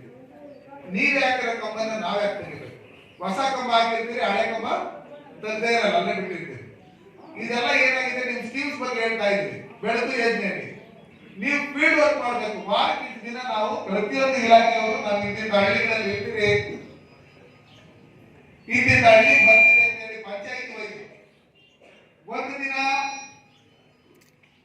ಕುಪ್ಪ ಪಂಚಾಯತಿಗೆ ಒಂದು ಡಿಪಾರ್ಟ್ಮೆಂಟ್ ಬಂದ್ರೆ, ಇನ್ನೊಂದು ದಿನ ಅದೇ ದಿನ ಬೇರೆ ಪಂಚಾಯತಿಗೆ ಬೇರೆ ಡಿಪಾರ್ಟ್ಮೆಂಟ್ ಹೋಗಿ ನೀವು ಅಲ್ಲಿ ಹೋಗಿ ಸರ್ವೆ ಮಾಡಿ, ಈ ಮುಖಂಡರುಗಳು ಮತ್ತೆ ಗ್ರಾಮ ಪಂಚಾಯತ್ ಮೆಂಬರ್ಗಳು ಏನಿರ್ತಾರೆ, ನಿಮ್ದೇ ಆದಂತ ಸರ್ವೆ, ಅವ್ರು ಕೊಟ್ಟಿರ್ತಕ್ಕಂಥ ಸರ್ವೆ ಏನಿದೆ ಕ್ರಾಸ್ ವೆರಿಫಿಕೇಶನ್ ಮಾಡ್ಕೊಂಡು ಅವ್ರು ವೋಟ್ ಹಾಕಿರೋದು ಮಾತ್ರ ಕೊಟ್ಟಿರ್ತಾರ. ಹೋದ್ರೆ ಮನೆನೇ ಇರಲ್ಲ, ಬಾಡಿಗೆ ಮನೇಲಿ ಇರ್ತಾರೆ. ಎಲ್ಲೆಲ್ಲಿ ಸರ್ಕಾರಿ ಜಾಗದಲ್ಲಿ ಇರ್ತೈತೆ ಅದನ್ನ ಹುಡುಕಿ ಅದನ್ನ ಲಿಸ್ಟ್ ಮಾಡಿ ಶಾಸಕರಿರ್ತಾರೆ, ಅವ್ರಿಗೆ ಪತ್ರಗಳು ಕೊಡೋದಕ್ಕೆ, ಇಲ್ಲ ನಮ್ಮಲ್ಲಿ ಸ್ಲಮ್ ಬೋರ್ಡ್ ಅಲ್ಲಿ ಇದು ಕೊಡೋದಕ್ಕೆ, ಇದನ್ನೆಲ್ಲ ನೀವು ಅಲ್ಲೇ ರೆಡಿ ಮಾಡಿ ಕಳಿಸ್ಬೇಕು. ಇಲ್ಲಿ ಬರ್ತೀರಿ, ಪ್ರತಿಯೊಂದು ಸ್ಕೀಮ್ ಬಗ್ಗೆ ಹೇಳ್ತೀರಿ, ಅದಾದ್ಮೇಲೆ ಕೆಲವರು ಇಲ್ಲಿ ಕೇಳಿಸ್ಕೊಂಡಿರ್ತಾರೆ, ಇಲ್ಲಿ ಬಿಟ್ಟಿದ್ದಾರೆ, ನಾವೇ ಹೇಳಲ್ಲ ನಮ್ಮ ಮನೆಗಳಲ್ಲಿ. ಕಾಲಿಟ್ಟು ಅಂದ್ರೆ ಪಾದಾರ್ಪಣೆ ಮಾಡಿದ್ದಾರೆ. ಈ ಭಾಗದ ಸ್ಥಳೀಯವಾಗಿರುವಂತಹ ರೈತರ ಸಮಸ್ಯೆಗಳನ್ನ ಬಗೆಹರಿಸಬೇಕು ಅನ್ನುವಂಥ ದೂರದೃಷ್ಟಿಯಿಂದ ಇಲ್ಲಿಗೆ ಬಂದಿರೋದನ್ನ ನಾನು ಸ್ವಾಗತಿಸ್ತೀನಿ. ಮನಸ್ಫೂರ್ತಿಯಾಗಿ ಈ ವಿಚಾರದಲ್ಲಿ ನಾನು ಸ್ವಾಗತಿಸ್ತೀನಿ. ನನ್ನ ಕಡೆಯಿಂದ ಎಲ್ಲ ಸಹಕಾರ ಕೊಡ್ತೀನಿ ಅಂತ ನಾನು ಅವರಿಗೆ ಈ ದಿನ ನಾನು ಮಾತು ಕೊಡ್ತಾ ಇದ್ದೀನಿ.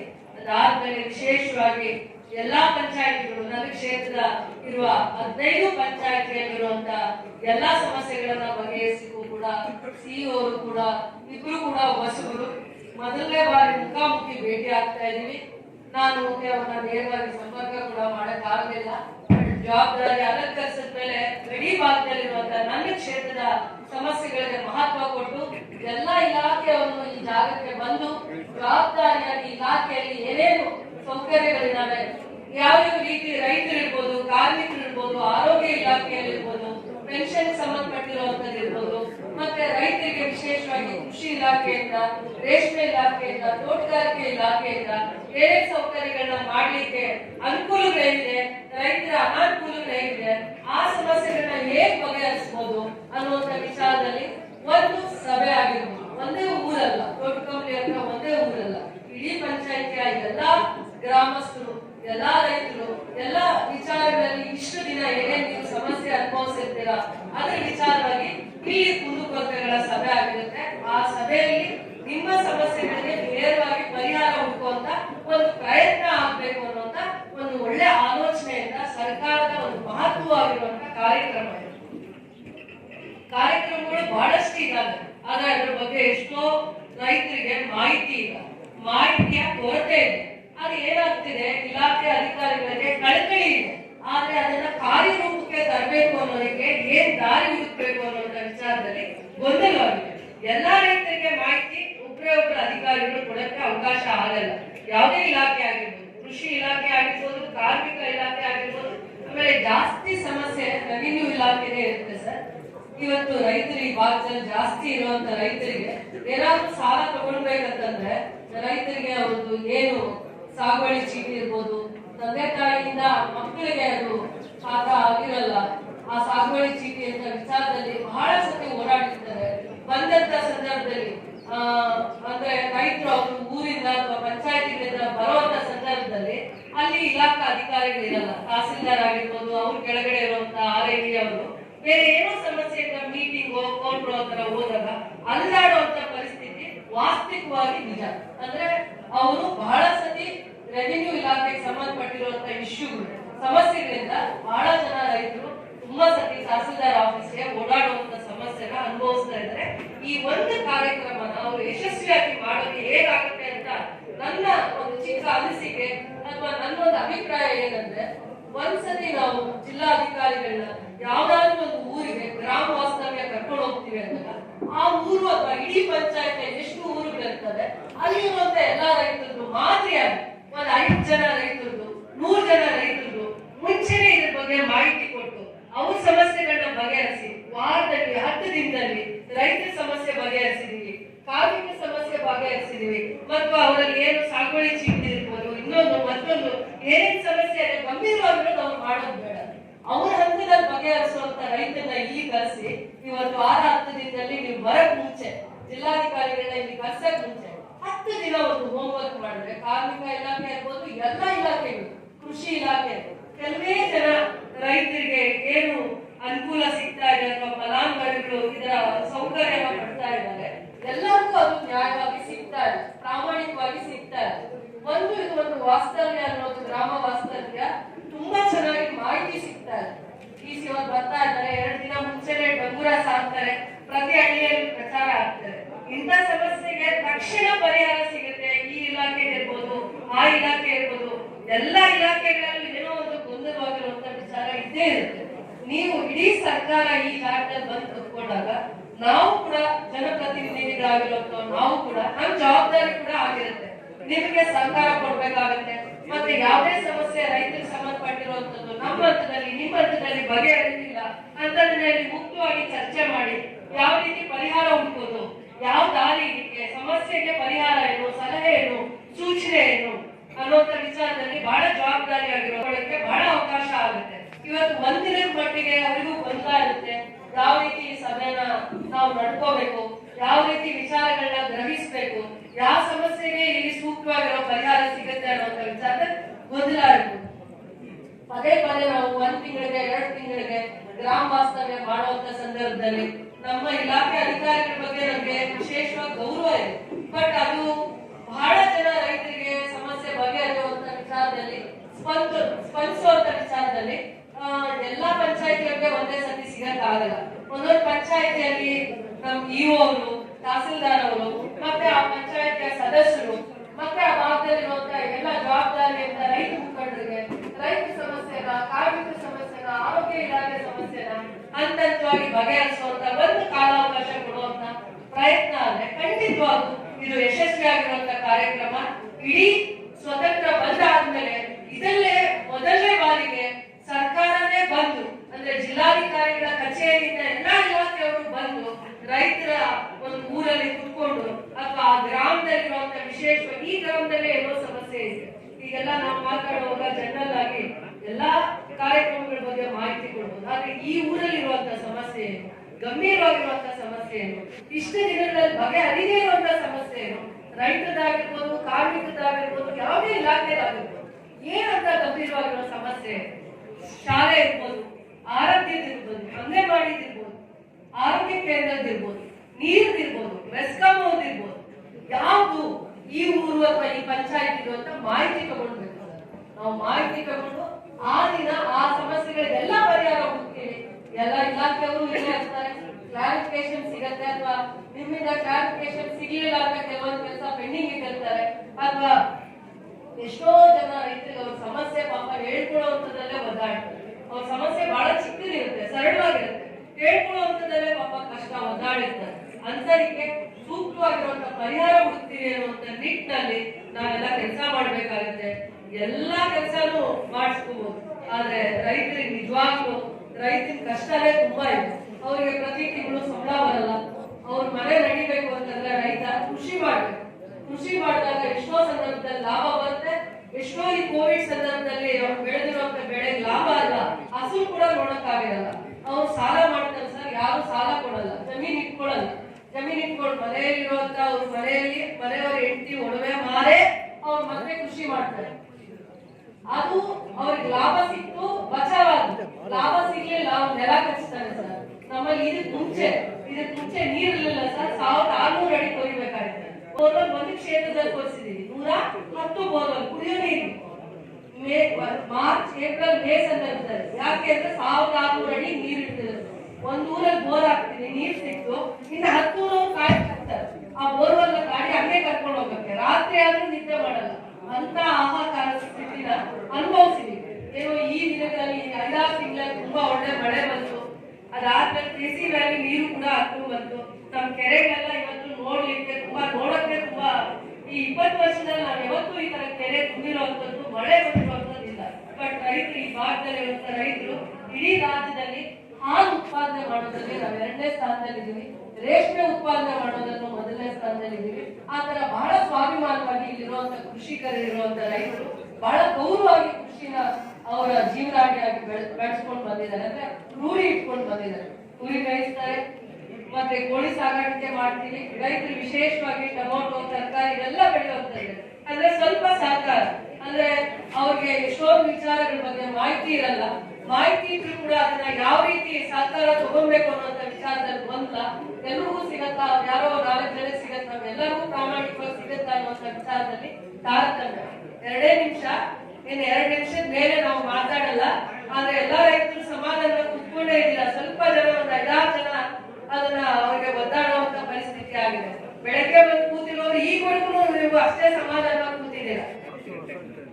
ಕೆಲವೇ ಒಂದು 10-12 ಜನ ಮಾತ್ರ ಹೋರಾಡುವಂತ ಪ್ರಯತ್ನ ಮಾಡ್ತಾರೆ. ಖಂಡಿತವಾಗೂ ರೈತರು ಬಹಳ ಕಷ್ಟ ಬಿದ್ದಿರುವಂತವ್ರು. ಕೋವಿಡ್ ಸಂದರ್ಭದಲ್ಲಿ ನಾವು ಆ ಕಷ್ಟನ ಅನುಭವಿಸಿದೀವಿ. ರೈತರು ನಮ್ಗೆ ಭತ್ತನೇ ಬೆಳಿಗ್ಗೆ ಹೋಗಿದ್ರೆ ನಾವು ಕುತ್ಕೊಂಡು ಈಗ ಕೋವಿಡ್ ಸಂದರ್ಭದಲ್ಲಿ 2 ವರ್ಷಗಳ ಕಾಲ ಒಂದು ಅನ್ನ ತುತ್ತು ತಿನ್ನಕ್ಕಾಗ್ತಿಲ್ಲ. ಅವ್ರು ಸೇವೆ ಮಾಡುವಂತ ಒಂದು ಸೌಭಾಗ್ಯ ಈ ದಿನ ಸಿಕ್ಕಿದೆ. ಅದೊಂದು ಪುಣ್ಯದ ಕೆಲಸ. ರೈತರ ಕಷ್ಟ ಅಂತಿದ್ರೆ, ರೈತರ ಬೆವರಿನ ಕಷ್ಟ ಏನು, ಅವ್ರ ಮನೆಯಲ್ಲಿ ಏನ್ ಕಷ್ಟದ ಪರಿಸ್ಥಿತಿನ ಅನುಭವಿಸ್ತಾ ಇದ್ದಾರೆ, ಏನೆಲ್ಲ ಸಮಸ್ಯೆಗಳಿಗೆ ನಮ್ಮಲ್ಲಿ ಅಥವಾ ನಿಮ್ಮಲ್ಲಿ ಪರಿಹಾರ ಇದೆ ಅನ್ನುವಂಥದ್ರಲ್ಲಿ ಸೂಕ್ತವಾಗಿರುವಂತ ದಾರಿನ ಹುಡುಕಿ ಹಂತವಾಗಿ ಒಂದು ಸಭೆ ಮಾಡಿದಾಗ 100 ಜನ ರೈತರಿಗೆ, ಒಂದು 50 ಜನ ಕಾರ್ಮಿಕರಿಗೆ, ಒಂದು 10 ಜನ ಓದುವಂತ ಮಕ್ಕಳಿಗೆ ಸ್ಕಾಲರ್ಶಿಪ್ ಬಗ್ಗೆ ಹೇಳ್ತಾ ಇದ್ವಿ. ಖಂಡಿತವಾಗೂ ಕಾರ್ಮಿಕರ ಒಂದು ಕಾರ್ಡ್ ಮಾಡಿಸೋದ್ರಿಂದ ಏನಾದ್ರೂ ಆಕ್ಸಿಡೆಂಟ್ ಅಲ್ಲಿ ಅಥವಾ ಬಿಲ್ಡಿಂಗ್ ಕಟ್ಟುವಂತ ಸಂದರ್ಭದಲ್ಲಿ ಸಂಘಟಿತ ಕಾರ್ಮಿಕರು ಅಥವಾ ಅಸಂಘಟಿತ ಕಾರ್ಮಿಕರು ಯಾವುದೋ ಒಂದು ಹಂತದಲ್ಲಿ ಅವರಿಗೆ ಆಕ್ಸಿಡೆಂಟ್ ಆಗಿ ಏನಾದ್ರೂ ತೊಂದರೆ ಆದ ಕುಟುಂಬ ಖಂಡಿತವಾಗೂ 5 ಲಕ್ಷ ಬರುತ್ತೆ. ಅದಾದ್ಮೇಲೆ ಮನೆ ಕಟ್ಕೊಳ್ಳೋದಕ್ಕೆ 2 ಲಕ್ಷ ಲೋನ್ ಸಿಗುತ್ತೆ. ಪರಿಹಾರ ಇದೆ, ತುಂಬಾ ಕಾರ್ಯಕ್ರಮಗಳಿದಾವೆ. ಅಂತದನ್ನ ಉಪಯೋಗ ಮಾಡಿಕೊಳ್ಳುವಂತ ದಾರಿ ಹುಡುಕೊಳ್ಳಬೇಕು. ಅದನ್ನ ನಿಮಗೆ ಮುಗಿಸುವಂತ ಪ್ರಾಮಾಣಿಕವಾಗಿರುವಂತ ಕೆಲಸ ನಾವು ಮಾಡ್ಬೇಕು. ಖಂಡಿತವಾಗಿ ನಮ್ಮ ಲೋಕಸಭಾ ಸದಸ್ಯರು ಈ ಭಾಗದಲ್ಲಿ ಬಂದಿದ್ದಾರೆ, ಕಾರ್ಮಿಕರ ಬಗ್ಗೆ ಕಾಳಜಿ ಬಗ್ಗೆ ಮಾತಾಡಿದ್ರು, ರೈತರ ಬಗ್ಗೆ ಕಷ್ಟಗಳ ಬಗ್ಗೆ ಮಾತಾಡ್ತಾ ಇದ್ದಾರೆ. ಇವರ ಸ್ವಾಭಿಮಾನ, ಇವರ ಕಷ್ಟದ ದಿನಗಳಿಂದ ಬಂದಿರುವಂತ ವಿಚಾರ ಇಲ್ಲ.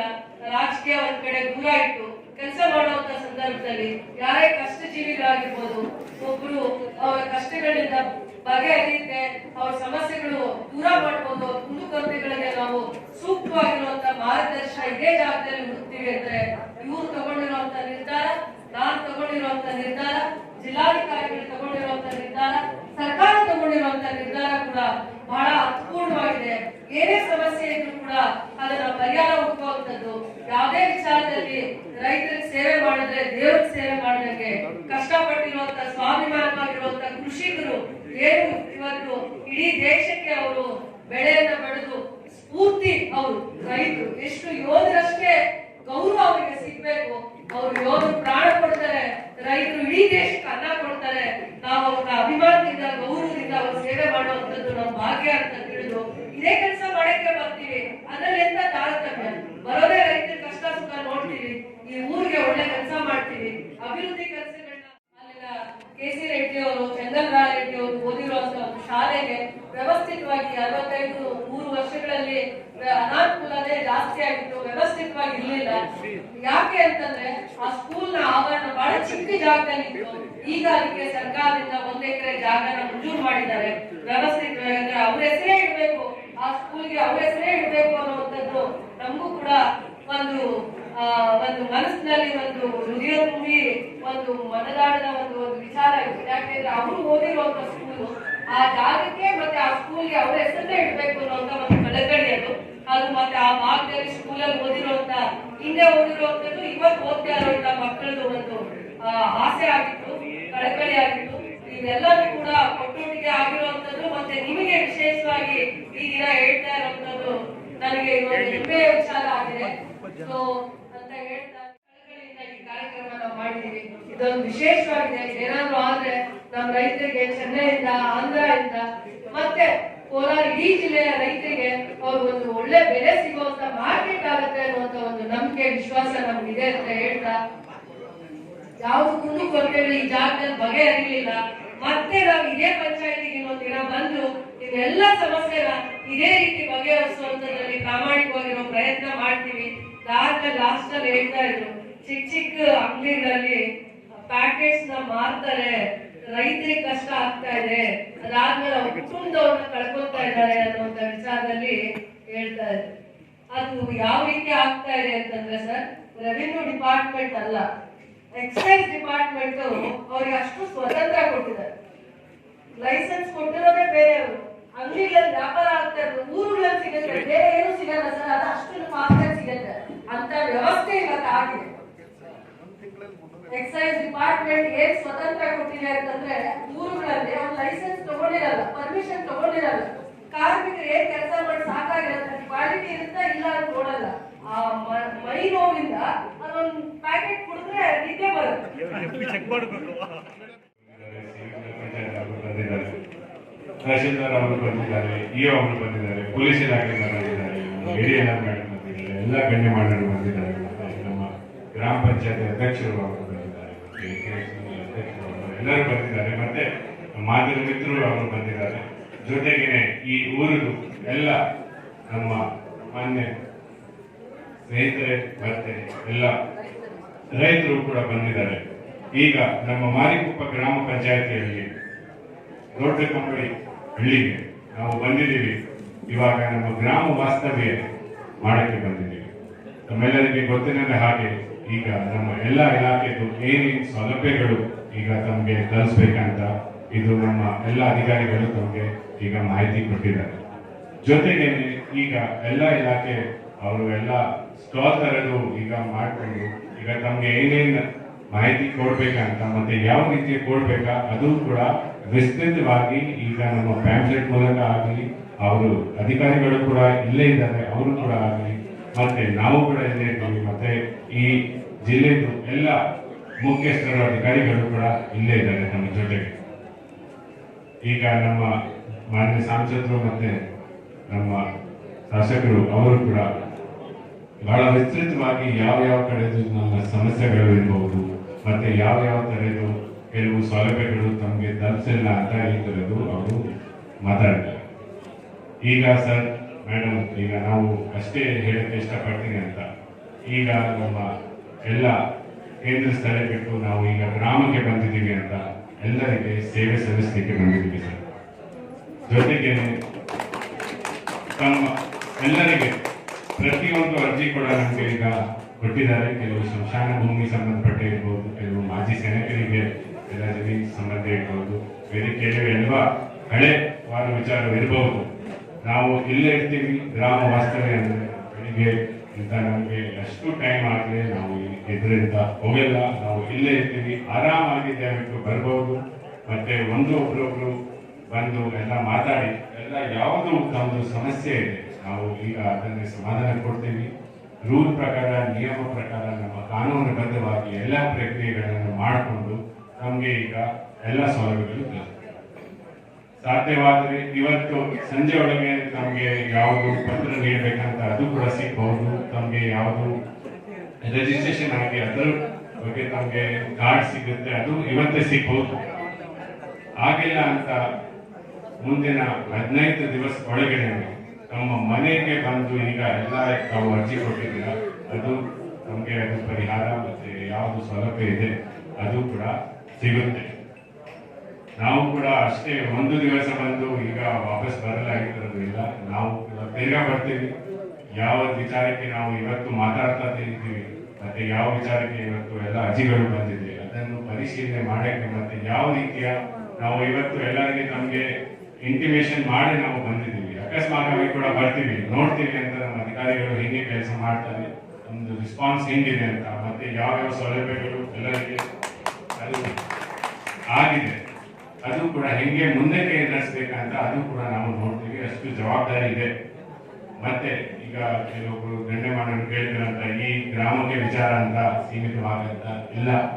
ಈ ಪಂಚಾಯತಿ ಆಗಲಿ ಮತ್ತೆ ಈ ಜಿಲ್ಲೆಗೆ ಜವಾಬ್ದಾರಿ ನಾವು ತಗೊಂಡಿದ್ದೀವಿ. ದಯವಿಟ್ಟು ನಮಗೆ ಯಾವ್ಯಾವ ಸಮಸ್ಯೆಗಳು ಇದೆ ನಾವು ಇಲ್ಲೇ ಇರ್ತೀವಿ ನಾವು ಮುಂದಕ್ಕೆ ಇರ್ತೀವಿ. ಆರಾಮಾಗಿ ಬರ್ಬೋದು ಮತ್ತೆ ಶಾಂತಿಪೂರ್ವಕವಾಗಿ ಈ ನಮ್ಮ ಗ್ರಾಮ ವಾಸ್ತವ್ಯ ಪ್ರೋಗ್ರಾಮ್ ಅನ್ನು ಯಶಸ್ವಿಯಾಗಿ ನಡೆಯಬಹುದು. ಧನ್ಯವಾದ. ಆಯ್ತಾ? ಒಂದು ನಿಮಿಷ ಸರ್, ಬನ್ನಿ, ಹಿಂದೆ ಜನ ಇದ್ದಾರೆ. ಕೊಡ್ತೀವಿ ಸರ್, ಒಂದು ನಿಮಿಷ ಪ್ಲೀಸ್ ಸರ್. ಅದೇ ಪ್ಲೀಸ್ ಸರ್, ಪ್ರೆಸ್ వాళ్ళ ಲೈನ್ ಬಂತಾರಕ್ಕ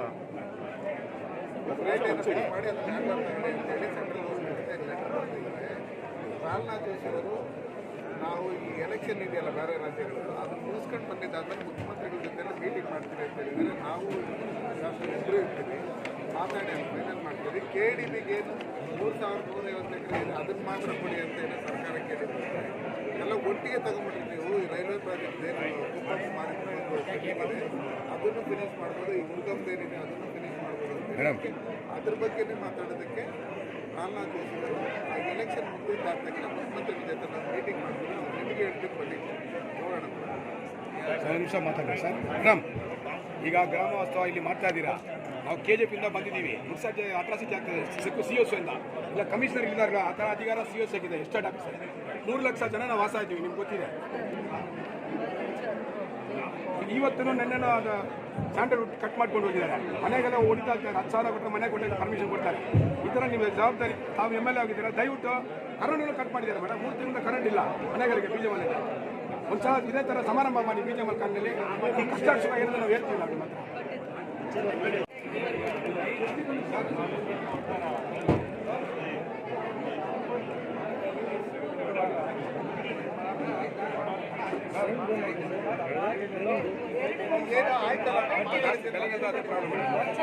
ಮೀಟಿಂಗ್ ಮಾಡಿ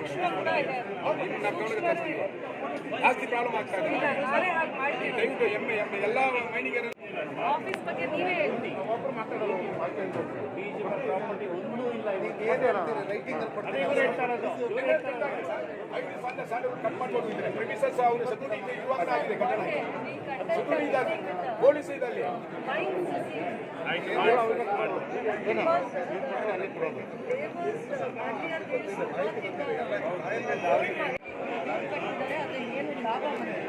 ಕೋಡಿ ಅರ್ಧೋಗಿದೆ ಸರ್. ಕೋಡಿ ಅರ್ಧೋಗಿದೆ. ತಿಂಗಳಾದ್ಮೇಲೆ ಇವಾಗ